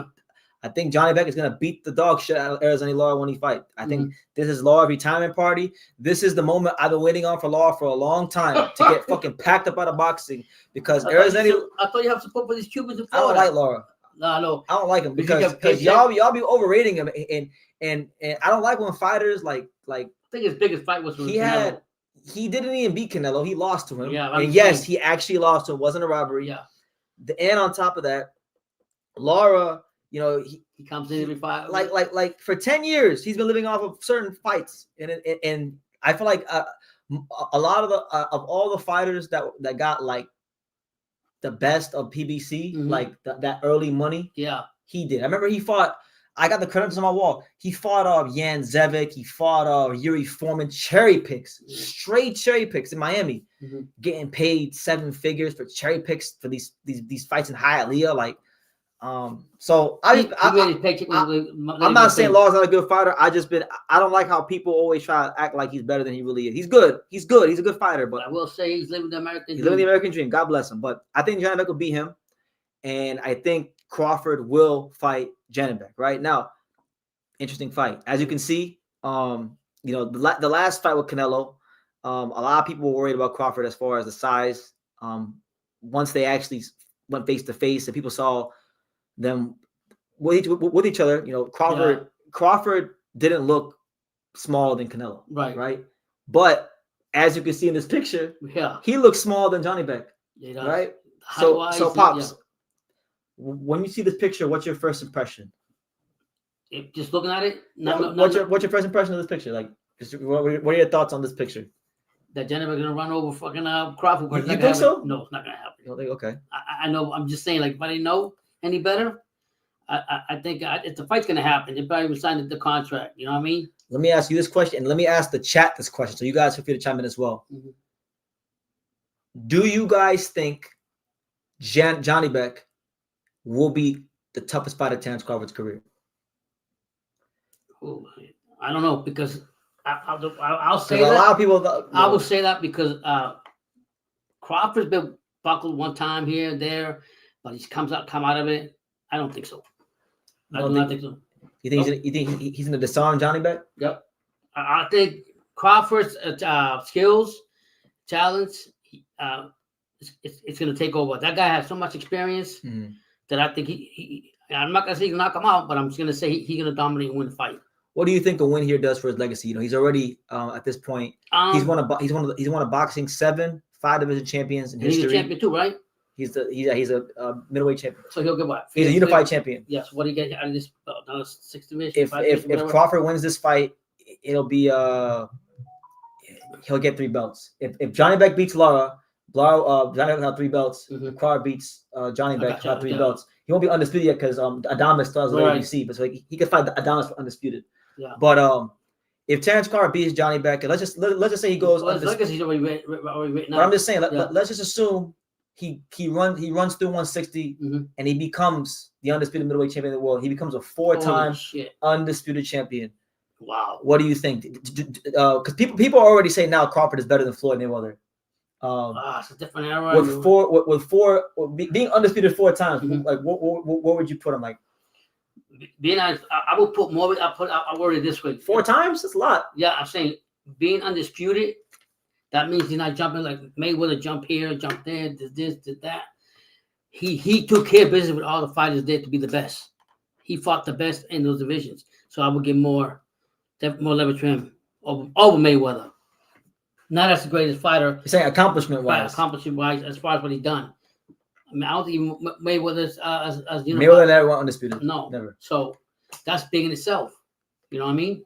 If you can turn around, flip the coin, if you can give credit to Canelo for becoming undisputed for fighting weaker opponents or whatever opponents, and he got the belts and belts, he became unified, whatever divisions, then you definitely win. I mean, 1 time is cool, but to do it 4 times, that's crazy. 4 times Clarissa Shields. I don't even think Clarissa Shields is 4 times undisputed in women's boxing. You know, in women's boxing, they ain't got no smoke in women's boxing. Barely any smoke in women's boxing with Clarissa Shields. So, and look, Pops, I'm gonna show you another picture, right? I'm gonna show you another picture of Johnny Beck. So this is Johnny Beck next to Crawford, and this next picture I'm gonna show you will put into perspective how big this guy is. So we know Crawford's a fight at 147, all that stuff. Here's Johnny Beck with it's right here. Hold on, wait for it to load. Wait for it to load right here. Make sure y'all smash that like button. This is Johnny Beck with what's his name? Another great fighter with Dimitri Bivol. Look, he's bigger than Bivol. He's bigger than Bivol. This shit is crazy. So I think it's gonna be a crazy fight. Honestly, I feel like a lot of people that are probably preying on Terrence's downfall in the Canelo fight. This fight is tougher. I think it's more dangerous than Canelo. Johnny Beck's not like on the back 9 of his career like Canelo. He punches hard with both hands. He can actually move. He's still at a stage of his career where like he hasn't really achieved or made the money he's wanted to make. Yeah. So now this could be this fight could be a money fight for superstar. Him. Yeah. But I gotta ride with my stallion. I can't say I'm not. You can't pick against Crawford. I picked Crawford 1 time and I fucked up. I ain't doing it again. I don't care who you put him on. He proves you wrong. He's a great finisher. Great finisher. I've seen Jenna Beck. I think he's been in trouble. Fights. He had a fight against a couple years ago. He had a fight that was supposed to be a cherry pick against Denzel Bentley. Denzel Bentley, Bentley, he was a good fight at the British level. So even me, I remember I went live that week, but during that week, and I was like, yeah, he's gonna run through Denzel. Denzel Bentley got in his chest and made it a difficult fight on him, and he had to really work for that one. So I'm sure Crawford and Bomac and their team, they're gonna watch that fight, and they're gonna look in their chops to fight a guy like Johnny Beck. Don't like about Jenna. He didn't want to fight, and now he wants to fight all these champions. Like I don't like people just sitting back and waiting. But it's a good challenge for him. Yeah, against one of the best. He says, "I don't know if you've seen Lara warming up back in the day. He has silky footwork. No, he's come from the Cuban School of Boxing. He got all that stuff right now. Like that's why he's endured a lot too. Like he's done his thing. I just don't like whenever people bring his name up. Like. They act like he's done more than he's really done. Al Heyman. Why are so much people acting like Lara has a really good chance? I personally think Johnny Beck should destroy him, but people are saying Lara is going to win. Better give Johnny Beck credit. Yeah, like I feel like I'm gonna say that Johnny Beck and Lara, I'm gonna put it like I'm gonna say it's a slight step up from what Vergil Ortiz versus Eric Slubin was. Okay, that's how I see it. Yeah, I think if Lara, so you got Johnny Beck by UD. If they fight, hell no, he gonna stop him. Knock him out. This is it for him. He's not fighting again for this. This is it. Okay. Yeah. It's a wrap. Last paycheck. One thing I will say is this, and this is a great point because maybe I am overlooking this. Yeah. Johnny Beck, as you saw how big Johnny Beck was. Johnny Beck did have a hard time making the weight. I think I'm not sure if it was his last fight or if it was a fight against Andre Mikhailovich 160? at 160. Holy shit! So I think if he has a bad weight cut, it'll catch 160. If he has a bad weight cut, yeah. Okay. If he has a bad weight cut, it could be it. Yeah, it could be it. Yeah, you don't know. But at the same time, if he's fighting, imagine if we get Lara versus Crawford. Please. Yeah. What do y'all think about Lara versus Crawford? Goodbye, Lara. But the caliber fighter that Johnny Beck is fighting will motivate him to make sure he makes weight. Easy to make that fight so he don't get sick during the fight. You know what I mean? Yeah. Because we already know what Crawford did. He proved he can go up to the weight he went to. He looked big when he fought Canelo, right? Mm-hmm. And he fought fine with that. So I'm putting nothing against him. Yeah, Rocky Austin says that Johnny Beck, unlike Canelo, he actually throws a higher output of punches, but he throws a volume. Okay, yeah. So he feels like that's what makes it a more difficult fight for Terrence. He'll adapt to that. The quickness, skills, the way he comes around, he'll adapt to all that. What hasn't Crawford? Like I'm not gonna pick against Crawford. Like the only time I picked against Crawford. What was it? I'll pick my dumb ass. You know what's funny? You know what's funny about me? Because I took a break from YouTube earlier this month. Yeah. And I was going through a lot of my old content from 2015, 2016, 2017, like that. Because it's good to see what I used to say about certain things. Mm-hmm. There's 3 or 4 videos across like there's videos of me in 2016. 2018, 2020, saying that Crawford was going to beat Canelo if they ever fought. But when they actually fought, my dumb ass is like, no, Crawford looked bad against Majibov. Then the only thing that I always question, and it's crazy, I always go look at that fight, is when what was the guy for Ukraine that buckled him one time? The Crawford fought. Kabeluskas. Yeah. Mean Machine. Yeah. One time, the only time I said, damn. If somebody had that, but I don't think when I seen him against Canelo, and Canelo's a strong Canelo. I ain't putting nothing against that guy. Nothing. There you go. So those are our thoughts on that. Mm-hmm.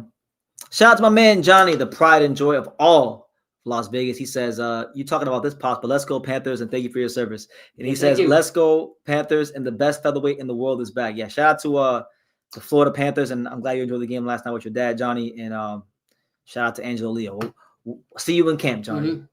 Mm-hmm. Make reservations. Yeah, Lara hasn't been good since he lost to Jarrett Hurd. That was a great fight, but yeah, he's not the Lara that fought Canelo. Like Lara is not the guy that fought Canelo. Well, he's older too. He's talking late 30s now. If you look at if you look at him now, he fights in the pocket a lot. Yeah. And my thing is, you know, it's funny though. That might actually be to his benefit. Mm-hmm. Because if Johnny Beck can't keep Lara at the end of his punches and he can't get on the inside, we saw in the Bentley fight, Johnny Beck did not like fighting in the pocket. Yeah. So I feel like Lara, that's the route he has to go. I'm just gonna say an older fighter, sometimes a wiser fighter, so he has to use, like he's like a basketball player where he could do this, could do that. As he got older, he figured out how to do different ways. Same thing with Lara. And these thank God for Al Heyman, because Al Heyman is, managing right. Johnny says that he's got Lara by knockout. Against who? Against Johnny, he's gonna knock his ass out. Johnny, go back to watching hockey. I'm so serious. If Lara were to knock out Johnny Beck, man. Is Johnny serious? I think he is, because Johnny be saying some crazy stuff when he comes through. There's some predictions Johnny has made where I'm like, yo, you're crazy. And I'll tell you one prediction he made last year that I liked. I didn't like it because I thought it was ridiculous, but he picked Tevin Farmer to beat Mary Murataya, and Tevin Farmer he didn't beat him, but it was close. It could have went to him. Yeah. They didn't give it to him because Murataya is the A-side guy. So we'll see. Oh yeah, I'll call you after this live, John. You can tell me yourself about that. But last thing, last talking point podcast. I see you getting tired. Yeah, I got to go downstairs. You can go now if you want, actually, because you don't even know about these guys. So the dishes. I'll do the dishes. You have anything you want to say to the fine folks before you leave? Keep supporting the channel. Thank you for everything. God bless. And until next time. There you go. So Pops. Good night. Good night. Pops is going to sleep. He's gonna go do his thing. Listen, we're like 90 minutes in, guys. I'm gonna give you all 30 more minutes. I'm gonna be honest, and I'm gonna give you guys the customary 2 hours here on True School Sports, because tomorrow there'll be no live. So I'll go 30 more minutes. Run your questions off, super chat, all that good stuff. Hit the subscribe button. It's True School After Dark. I hope everybody's week is going well. I know it's the holidays, and it's a very, very tough time at this year of the year for people. Some people don't got families and things like that. So, you know, if you're going through anything difficult in the world, make sure you guys just push through it, man. Because I know the holidays, it's a time where a lot of people get down. So, yeah, there's that. But last thing I want to touch on as far as my talking points, and then I'll just freestyle it the rest of the live. I want to talk about this because I found this very, very intriguing. One of the most dangerous fighters in the super middleweight division, Ortiz Iglesias. He's kind of like cut from that David Morrell aggressive Cuban southpaw claw. Apparently, him and Bruno Soares are in negotiations to fight. Now, interesting stuff. You know, we know Bruno Soares came on the scene and he knocked out Jaime Munguia. They had the rematch. Jaime Munguia tested positive for steroids, but then they said Munguia is not on steroids. You know, I still don't believe them, but you know, that's neither here nor there. Here we go. So as you guys can see, Iglesias versus Soares are in negotiations for a fight. You know, Soares doesn't have big knockout ratio. You know, he only has 5 knockouts in 29 fights, but one of those knockouts was how he came to know about him, which was against Jaime Munguia. Iglesias, on the other hand, he's punching on shit. He's punching through the target. He's been a guy that if you've watched him fight, every time Iglesias goes in there and hits somebody flush, you know, he gets the respect instantly, and he normally puts them on highlight reel. So he's one of those guys right now. You know, when we talk about the danger man of certain divisions, the higher risk, low reward guys that fighters aren't checking for, that don't have a big name, that got to be the mandatory to get a shot at glory. This is that current guy for the super middleweight division. 14-0, 13 knockout, 27-year-old Ortiz Iglesias. So look, just looking at his career, right? Because he's fought a couple names. You know, he fought a lot of guys that Diego Pacheco, like he fought Marcelo Coceres, who we know Berlanga and Diego Pacheco fought, knocked his ass out in 1 round. He fought Senna Egbeko, knocked his ass out in 2 rounds. He fought Vladimir Shishkin, a guy who probably should have been world champion because I thought he beat William Skoll, and he got him out of there in 8 rounds. So every test that's been put in front of him thus far in his career, he's passed it with flying colors, and he's definitely been one of those guys he's become one of those guys that when I see he has a fight time, I get very intrigued because, you know, every time I see him fight, he's hitting these guys and they're having seizures on the ground and doing crazy shit because he has real big time punching power. Now, the super middleweight division right now, guys, is in a state of transition as it stands right now. Really and truthfully, we know the division, all the belts are going to vacate because Crawford is going to drop the belts. And the belts, and they're all going to be vacant because he's going to 160 to try to fight for undisputed down there and, you know, improve upon his legacy. So right now, as it stands, as you can see, Ortiz Iglesias is the #1 contender in the IBF. So I don't know, guys. I mean, I don't see Bruno Soares. Bruno Soares is 10. Bruno Soares is 10 in the IBF. Iglesias is 1 in the IBF. So it's very possible that once Terrence drops the belt, that once Terrence, like, the belts go vacant, it's possible this fight could be for the world title.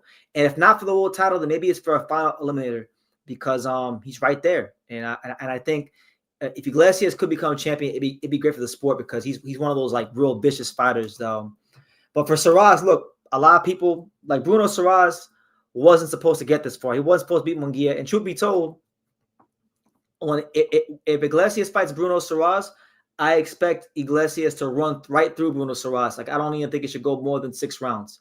Bruno's a good fighter. I give his respect. He absolutely exposed Jaime Munguia, and I'll always love him for that because I've never been a big fan of Jaime Munguia.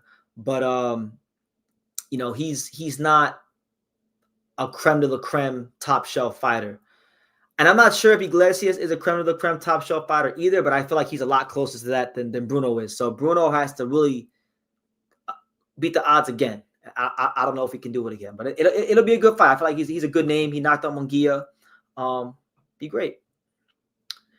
They said, where does Ortiz Iglesias train? If I'm not mistaken, I could be wrong.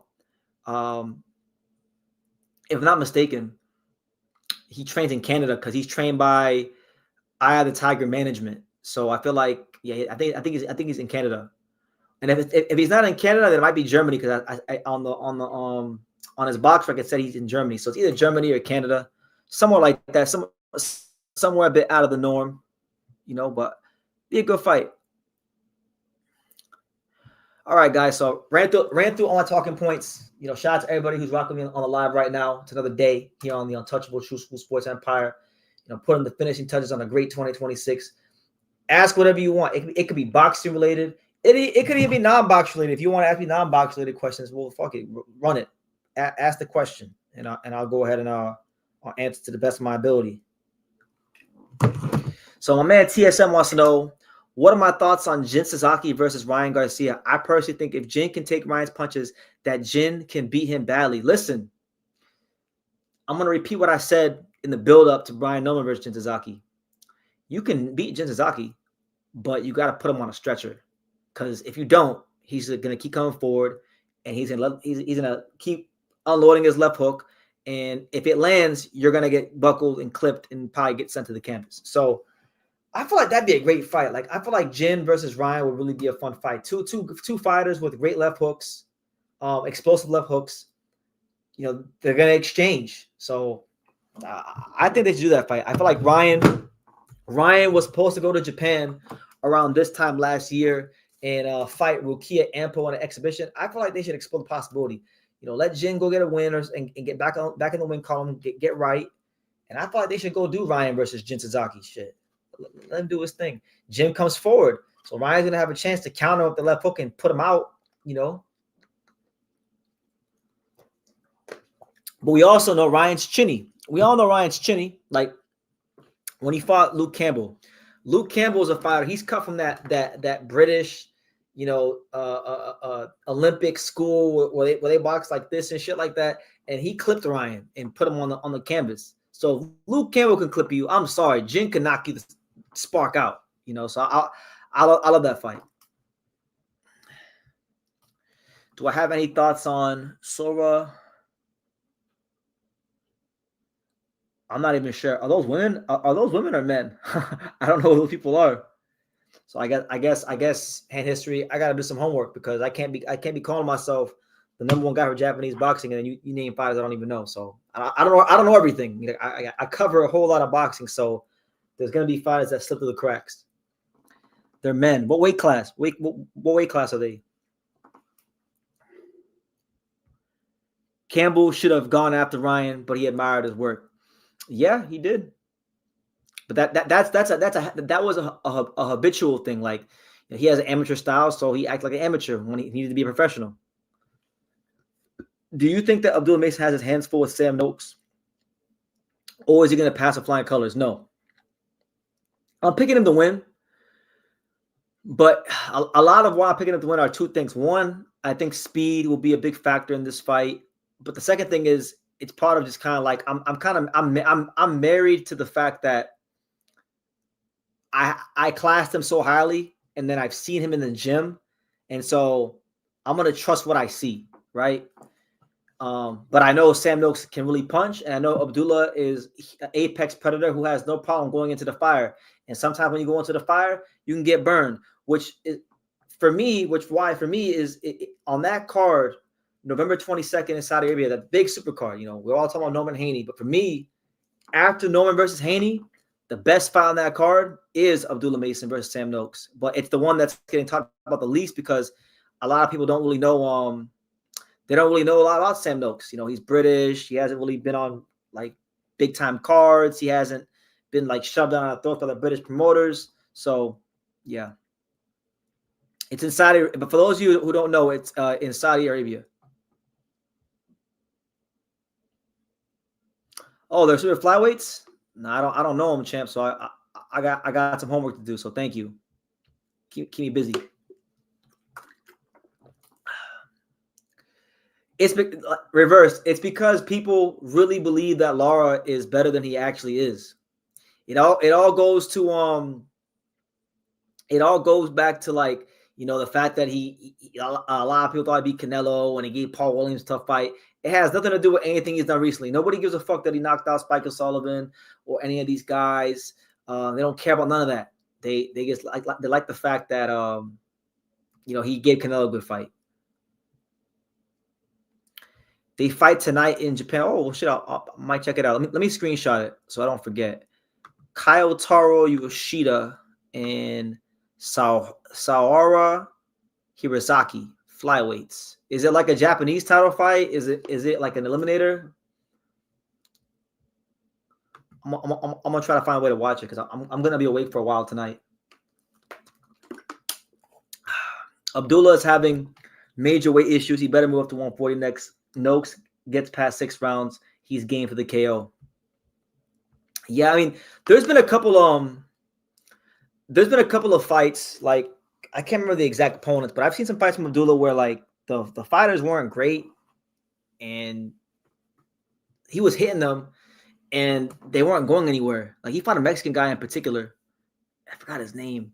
He was hitting him with like a lot and the punches weren't really doing anything to him. So I'm like, damn, well, should I be questioning Abdullah's power? Like, I don't know. Yeah, I'll check it out. Because so look, guys, I'm gonna go check it out. I'm gonna go check out these Japanese super flyweights that my man Hand History is talking to me about. So you got Ohara, Kyoutaro, Yoshida. Because look, I'm supposed to be the #1 source for Japanese boxing in America, right? But I don't know everything, guys. Everybody thinks I know. I don't know everything. I'm constantly learning. You know, there's a lot of fighters that are always, you know, coming through the ranks. And Kyoutaro Yoshida. So this is Kyoutaro Yoshida, 6-4, 6-4, 3 knockouts from Fukuoka, Japan. Shout out to Fukuoka. I want to go the next time I go to Japan. Who has he fought? Jinya Yamaguchi. I know him. He's a good fighter. He lost to him. Took him the distance. That's really it. Okay. And who's this guy? Who's this guy right here?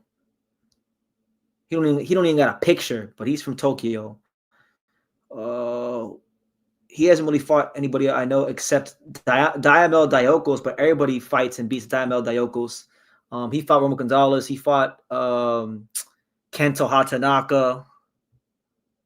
Okay. All right. So yeah, it's a domestic fight. I don't know anything about him, but I'll be awake tonight. So if I find a way to watch it, I'll probably I'll watch it. And if it's worth talking about, I'll do a video on it maybe, because I gotta always continue to improve my Japanese boxing coverage. It's a big part of the channel. What y'all should be worried about is if Abdullah's jaw can handle it. Yeah, I mean, he's a big kid for 135. I think weight issues should be a concern because he's growing and maturing physically. Sam Noakes can really punch. I think people don't really understand Sam Noakes can really punch. I don't think people really understand the guy really is gonna be someone that if he catches Mason flush, we might be talking about me having to come on here and say Abdullah Mason exposed by Sam Noakes. You know, where do you think Aoi Yokoyama's career goes from here? Oh my God, man, I don't know, man. I like Yokoyama. He's a good young kid, nice person too. I had a chance to interview when I was out in Japan last time I was there. I'm a fan. I'm a big fan of Yokoyama because I feel like obviously nobody's the monster, but when he had his pro debut and you watched him fight, his style looked very reminiscent of the monster. And then ever since I made my prospect review video about him and started covering him, he has had a knockout since. So maybe I jinxed him. But his last fight, he didn't look so good. Some people thought he might have lost that fight or it could have been a draw. So I'm not so sure. We'll go to his box rec. I'm not so sure. Let me see. Yokoyama. So Aoi Yokoyama, which by the way, how the hell do they not got a picture for my boy Yokoyama? Yokoyama is like one of the top prospects in Japan. How the fuck does he not got? How does he not have a picture? But let's see. So Yokoyama's 37 on box rec at super flyweight. He's 37 right now. So maybe. Oh man. There's some really intriguing names ranked in and around him in Japan and around the world. I would like to see Yokoyama, even though it's probably too big of a step up. I would like to see him fight Israel Gonzalez. Israel Gonzalez, been around the block, fought a lot of tough fighters. I would like that fight. As far as guys ranked in and around him that aren't from Japan. If we're talking about Japan, I would like to see Aoi Yokoyama fight Kento Hatanaka, because Kento Hatanaka was a guy I was very high on like 6 years ago when I first found out who he was. He's a son of a former world champion. And he had a fight like 2 months ago against Diamel Diokos, and he looked like trash. And honestly, at the beginning and the middle of his career, I thought he would be a world champion.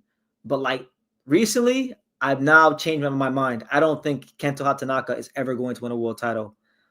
So I hate to say that because I like him. Like, I like Kento. I've been to his gym in Nagoya. They treat him really well. And he's an important fighter in the true school Japanese boxing experience. But I don't think he's winning a world title. So I want to see Yokoyama fight him, because I actually think Yokoyama could probably beat him right now. It's crazy. His record is deceiving. Don't let it fool you. Okay, I'm gonna try to watch it. I'm gonna try to watch it just because you brought it up. Yeah, I mean, yeah. That Johan Vasquez fight is a reason, like is a big cause for concern. You know, Vasquez almost had Abdullah out of there. Noakes is younger than Vasquez. I think he's stronger than Vasquez, and Abdullah looks like he may be having a bit of weight problems. We'll see. We'll see when the weigh-in happens. But you know, he's a big kid. He's growing, so these things are expected to happen. But even Romo Gonzalez stopped Diamel Diokos in 3 rounds. Yeah, that's what I'm saying. Like, there's levels in boxing. You know, there's levels. What do you think of John Orobio versus Alani Ndengeni? I've been hearing and seeing John Orobio's name a lot. I'm not gonna lie to you. I know he signed with Eye of the Tiger Management. I've seen clips here and there, but I haven't really watched him fight. So I guess now that he's fighting a guy like Zolani Ndengeni, who's been in there with guys like Murataya and Devin Haney, and is an experienced veteran, I think now I'll have to start paying more attention to John Orobio. But it's a good step of fight, and we're gonna learn about where he's at and what he's capable of. John Orobio is a beast, Benny. I've heard about it. Everybody tells you that. I know a couple of fighters that got offered a fight with him, but they didn't fight him because they didn't feel like it was a good idea. But I trust me. Like, I know his name. I know he's from Canada. I know he's from Eye of the Tiger Management.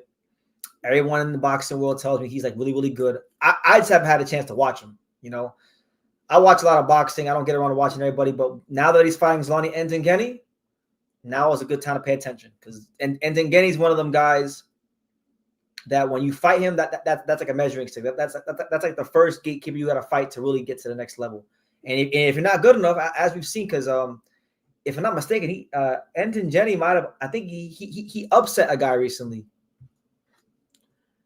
Orobio is going to be a problem at 140 for as long as he is there. I'm gonna watch him. I'm gonna try to. What's today? Tuesday? Today's what? Tuesday? Today's Tuesday, so maybe tomorrow. I'm not going live tomorrow, so maybe I'll watch John Orobio. Maybe we can get a video out about him before the fight. BT, are you watching the Inoue fight, brother? If so, who should we pay attention to on the card? Let me see. That's a hell of a question. Takuma Inoue or Naoya Inoue? I'm gonna assume you're talking about Takuma because he's fighting soon. Which Inoue are you referring to? If you're talking about Naoya Inoue, I'm gonna tell you you need to pay attention to Kenshiro Taraji, because that's the man right there. But if you're talking about Takuma, let me see who's on that card. I know Mikito Nakano was fighting an eliminator on that card against Rais Salim. You definitely got to pay attention to that. I'll be paying attention to that because the winner of that fight is going to be Angel Leo's mandatory. So that's a very important fight for the featherweight division. But let me see. Am I on screen share? Let's go to screen share. You're talking about Takuma. So with Takuma, right, this is the card. So honestly, there's a bunch there's a bunch of guys you got to pay attention to on here. Nakano versus Alim is an IBF eliminator fight. Tomoya Suboi is like a Japanese super prospect. He's 29 years old. It's his 3rd fight. He's fighting Carlos Cuadras. He's probably going to fight for the world title in the next fight after this if he beats Carlos Cuadras. So that's a cool fight. But for me, if you're asking me, if you're saying BT, which fighter should you pay attention to? You got to pay attention to this guy right here, Riku Masuda. Yes, the probably one of the most vicious punchers from Japan, and that's a big statement because Japan's a country when you talk about the lighter weight categories, all they produce is punchers. So when I tell you guys that this dude is really punching like that, please believe me. Riku Masuda only loss was to Seiya Tsutsumi, and Seiya Tsutsumi quite possibly is the best bantamweight. He was the best bantamweight in the division amongst the Japanese and the world behind only Junto. I thought that, at least. He's a world champion. You can't fault him for losing to Seiya. It was a close fight. You could see a couple 94, 96 scorecards. This guy has a rocket launcher of a left hand. He has what they call in Japan the God's left. And the only fighter in Japan I've heard they say that about was the former champion Shinsuke Yamanaka, who's also a big part of the True School Sports Japanese boxing experience. Like he wasn't no skill, like he wasn't no crazy skill fighter, but man, if he touched you with that left hand, you were going to sleep. And Masuda's kind of the same thing. He'll butcher you with that left hand. Hell yeah. My guy, he says, only you and I know how real Rico is. Oh my God, Rico is the truth. I want to see Rico fight everyone. Like I want to see Rico against Kenneth Lovere. I want to see Rico against Tsutsumi rematch. Who else is in that weight class? Rico's at what? Bantamweight? What is he at? Bantamweight? Pretty sure he's at bantamweight. Let me fact check myself. I'm pretty sure he's a bantamweight. Japantamweight. Yeah, so he's at bantamweight. So yeah, Rico Masuda versus all them guys. Honestly, I kind of wish that Riku Masuda was further along in his career, because I would have loved to have seen Riku Masuda against Junto Nakatani. Shit, I want to see how Junto how he would have dealt with the God's left. The dude is like an anime character, and the commentary about him is always wild. Yeah, because he's really well known for eating a lot of like red meat, like venison, whatever it's called. Like, yeah, like his whole training camp, he just eats red meat, like he's just full of testosterone, and the guy wants to knock your block off with the left hand. So I'm a big fan. Mikita Nakano was a beast. I remember seeing him fight in person at the Inoue card, and he punched hard as fuck. Hopefully we can see him fight Angelo Leo. Listen, that's a great fight for the future. They faced off right after that. Right after that fight you're talking about, they faced off. I was there. I seen it. I actually had a chance to ask Nakano some questions with the Japanese media, so it was cool. Nakano's a beast. I like Nakano, but I think this is gonna be like, we're gonna learn about him now, like, because Alim is not these Filipinos and these cans that Mr. Honda and Tekken feed him when he fights at Korakuen Hall. Like, no, he's actually a competent, solid, professional fighter. So I feel like, you know what, we're gonna see if his power is real. It looked real when he fought that Puerto Rican. But now we're going to really see, because Alim's been in there with some of the best fighters in the world. Tomoya Suboya is really amateurish to me. I don't think he's ready for the world yet. He is very amateurish. But I think he's learning quickly. I feel like, from fight 1 to fight 2, I saw enough improvement to feel like he's ready to fight Carlos Cuadras at this stage. Cuadras is at a more advanced stage now. I would like to see, him maybe take his time a bit, but he's 29 and they want to fast track him. He's trying to make history. So if he beats Cuadras, I think he winds up fighting for world titles next fight. My man says, have you spoken to Katsuma Akitsugi? Have you spoken about Akitsugi?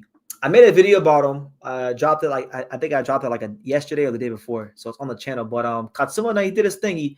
He beat the hell out of Astrolabio. Good for him. I feel like now he's a legitimate, real player in the bantamweight division.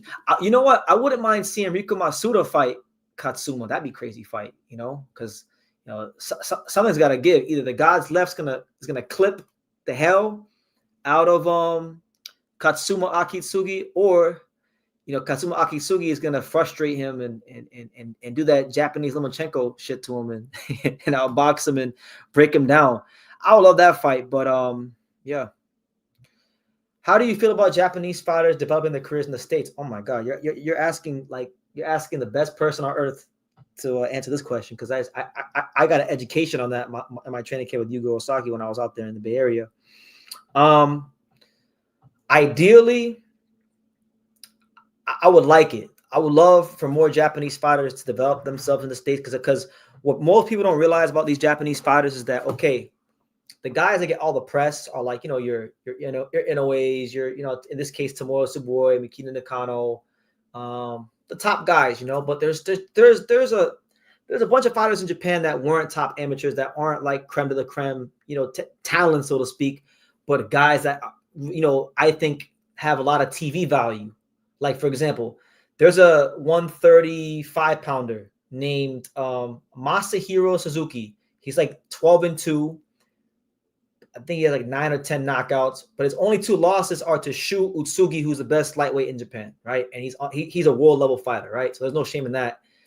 But if you watch this guy fight, this dude is really punching. He's punching holes through things, but he can't, like guys like him, and not just guys like him, but most Japanese fighters. If you come up through the Japanese system, it's very hard to develop your career in the States, because they want you over there, and in some cases, like, if a fighter has a contract with the previous gym and he leaves that gym and goes to another gym, then the other gym, like, it's just a lot of stuff that goes on. So I would like to see more Japanese fighters develop their careers in the States. I feel like now I know that there's a lot of Japanese fighters that want to come to the States, but it's very difficult because it's just hard to get from Japan to the States.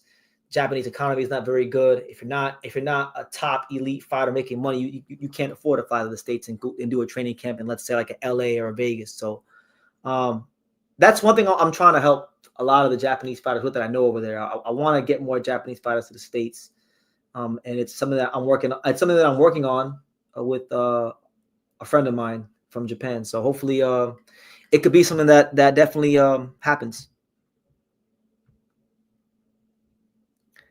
He says, I want a God's Left t-shirt. We got to get one. Riku Masuda is one of those guys that when I go to Japan next year, because I go to Japan every year, it's now becoming a tradition in my life, I want to try to interview him, even though I know it's going to be difficult because he's a Tekken Promotions fighter, and Tekken Promotions, we're not like on the best of terms yet, but we'll get there eventually. But I would love to interview Riku Masuda because I think he's a very awesome fighter. I definitely think he's going to beat Carlos Cuadras by UD. Reverse Lee says a training camp in Japan is legit way cheaper than a USA camp. It is.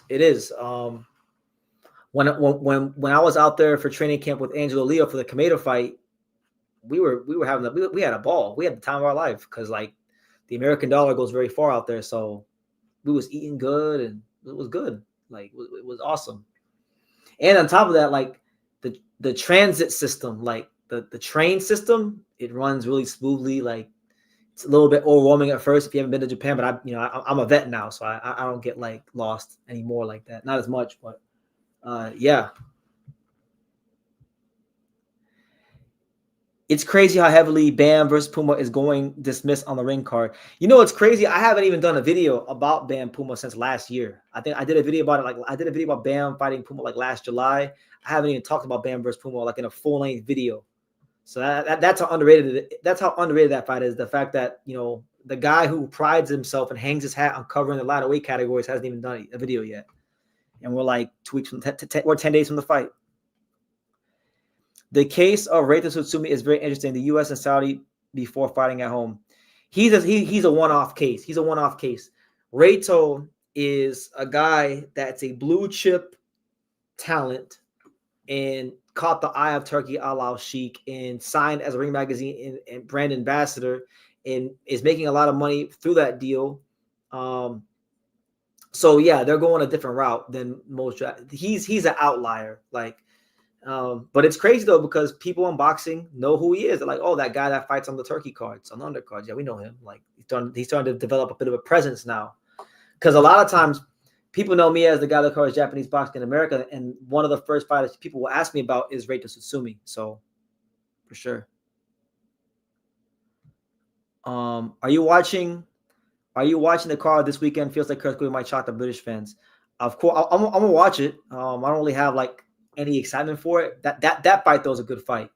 Adam Azim needs to be very, very careful in that mid range because if he's not careful, Kurt Angle will iron him out. I think their styles are going to match very, very well. It's going to be that's the best fight on the card. He's bringing his brother Hayato along too, right? Is that his brother? Yes. Hayato is his older brother, and Hayato will be fighting for the world title against the WBA super featherweight title against Jazza Dickens on that Japanese card.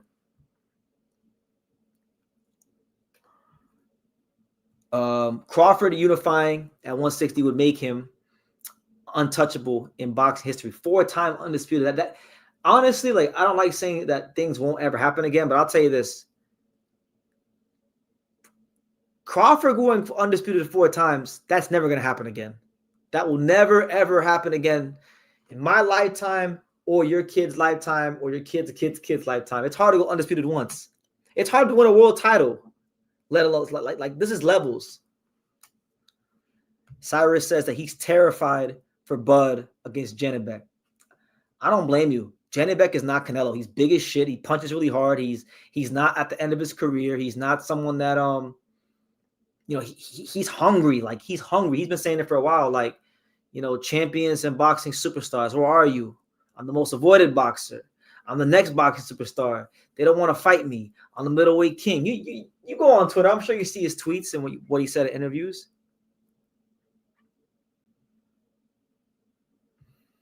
I like that fight a lot. It's a good fight for Berlanga, but it's also winnable. So I like that fight. Oh no, not me. I've been following Johnny Beck's career since 2019.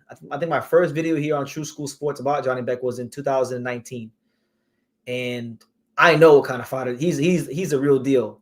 And to quote my boy Rick Glazer, he's as serious as a heart attack. Speaking of Rick, I gotta get him back on the channel. So it's been a while. Ajit Caballero. I like Ajit Caballero. He's good. He's a good fighter. I think he's established himself over his last couple of fights as one of the best body punchers in the sport.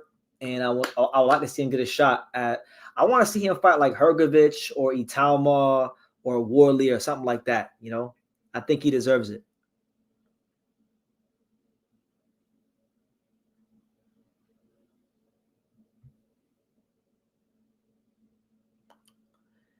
Has Jazza Dickens' belt been converted to world champion, not regular status? Not as of yet, but I think it will before the fight. Joe Proctor says, are you a fan of brand risk promotions? I wouldn't say like I'm a fan of brand risk promotions because I don't watch their fights when they happen live. But I did recently watch the what was it, Julian Newman and Oblivion fight because I was interested. I was intrigued about that fight because Oblivion came to Fight Capital Gym in Vegas and he did a whole stream with Angelo. So that's how I found out who Oblivion was.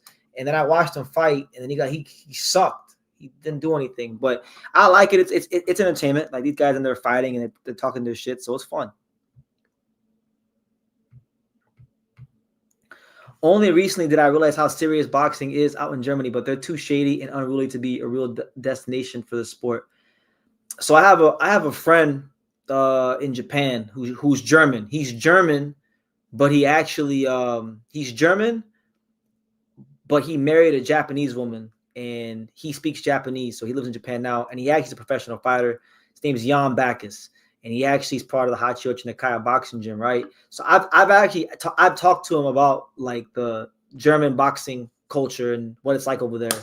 And he's telling me pretty much like, look, German boxing is not serious. German boxing is not somewhere that, you could really carve out a career for yourself. You have to go abroad. You can only be there but for so long. I mean, don't get it twisted. They get the big fights and they have promoters that have been around for years. Like they have, who was that one? Universum, that they used to promote Golovkin back in the day. They promoted Felix Sturm. I'm pretty sure they're still around. They have Argonne Sports, who promote William Skoll. So they got a couple players in the game, but like they're not overall. German boxing is not big in the pecking order of world boxing, but they get their fights. And I know Caballero has risen and became a heavyweight of value. So Caballero is now fighting Damian Kimba, whatever his name is. So, you know, he's gonna do a good business over there. But yeah, they've always had a little piece of the boxing game, but they're not like you said, they're not gonna be a consistent like destination for the sport. And I've had that confirmed to me by, you know, a German friend of mine. So in reverse, you know, Jan, you was out there, you was in the Hachiyoshi Nakaya gym.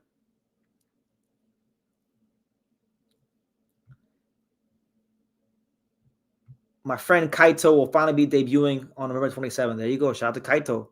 My friend, my boy Chibita Tsutsui last night. He fought at Corky Hall last night. He got a draw, so he's 1-1-1 now. So I'm a little upset about that. I wanted him to win. Orlando Flora says Yoaneli Hernandez is a serious threat for every champion at middleweight, including Janibek. Yeah, I don't think he's gonna ever fight. I don't think Johnny Beck will fight Yoaneli Hernandez. I think by the time he's fighting for the title, we're going to be in a whole new era of the middleweight division. So, but yeah, a very promising guy. Have you been to Japan? Yes, I've been to Japan. I've been to Japan 3 times. I went to Japan in April of 23, November of 2024, and May of 2025. And I'll be back there, God willing, late February, early March of 2026. So yes, I can't wait.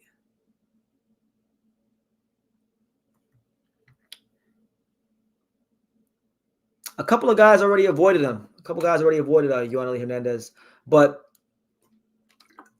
not saying he's not good. He is a good fighter. I'm not quite as sold as everybody else is yet. Like I can see the physique, I can see the punching power.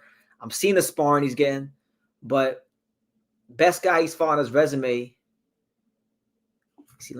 I think it's like because Kyron Davis was Kyron Davis.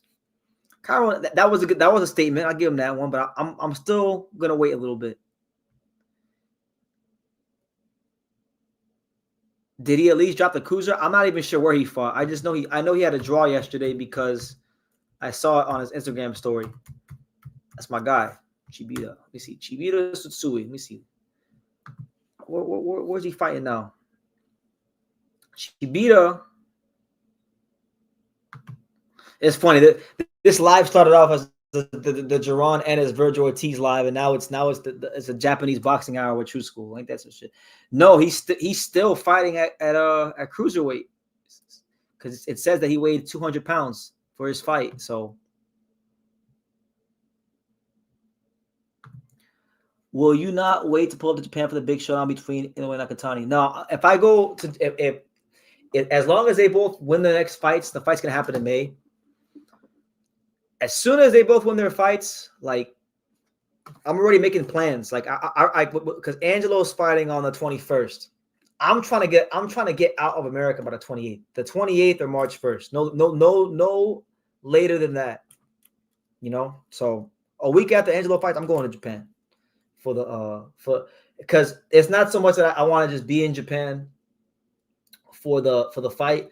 I'm trying to be there for the build-up. I'm trying to be there for the build-up. I'm trying to go to the gyms. I'm trying to give people like the greatest, most groundbreaking Japanese boxing content possible for the Inoue Nakatani fight. I'm trying to be in the streets with the people doing interviews. I'm gonna really like pull out all the stops for this if they do fight in May. So I'm targeting February 28th or March 1st to be in Japan, somewhere around there. Because when you go to Japan, you can stay there for 90 days as a tourist on a visa. So if I do the full 90 days, that'd be what? February 28th to what? May 28th year? So the whole summer.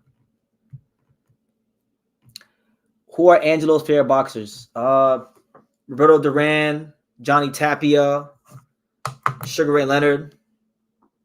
Them guys.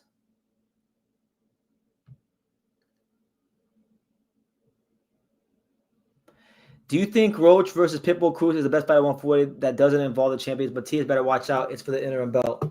By the way, Joe Proctor, I know that this is Hyro, and you're using one of your burner accounts. it's a good fight. I like the fight. I respect Lamont Roach for continuously challenging himself, but the WBA got to strip him. He can't be the 130-pound champion when he's all the way at 140 now, and his last fight was at 135. Like, nah, man. Any news on the Top Rank new platform? Tubi and Vizio will not cut it. I haven't heard anything. I think Top Rank's gonna ride it out with Tubi and see what they can do, because it's free. It's free, and I don't know, man. I think Top Rank is gonna make a comeback in 2026. I feel like Top Rank is I think the Xander Zayas Abbas Barrow fight getting made, and if Xander can win it, especially, it's the beginning of Top Rank's I think turning some things around. So we'll see. You might as well get a Japanese wife. Nah, I mean, respect to.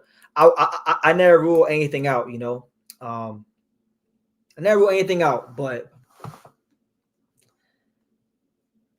like, I love Japan, but if you marry a Japanese woman, you gotta like assimilate to the entire culture. I'm not sure I'm gonna be able to do that, to be honest. I like Mexican girls, man. I like the Chicanos, man. Leave me alone. Top Rank on Tubi would be hilarious and fun at the same time. I mean, that's where we're at now. Rafael Espinosa's fight this weekend is a Top Rank on Tubi fight. So, listen, one thing about Top Rank, they're gonna find a way. Just when you're ready to bury them, they're gonna find a way. So I'm not writing off Top Rank, and they still got enough significant fighters with a lot of potential in this sport, champions as well, to where they're gonna be just fine. I feel.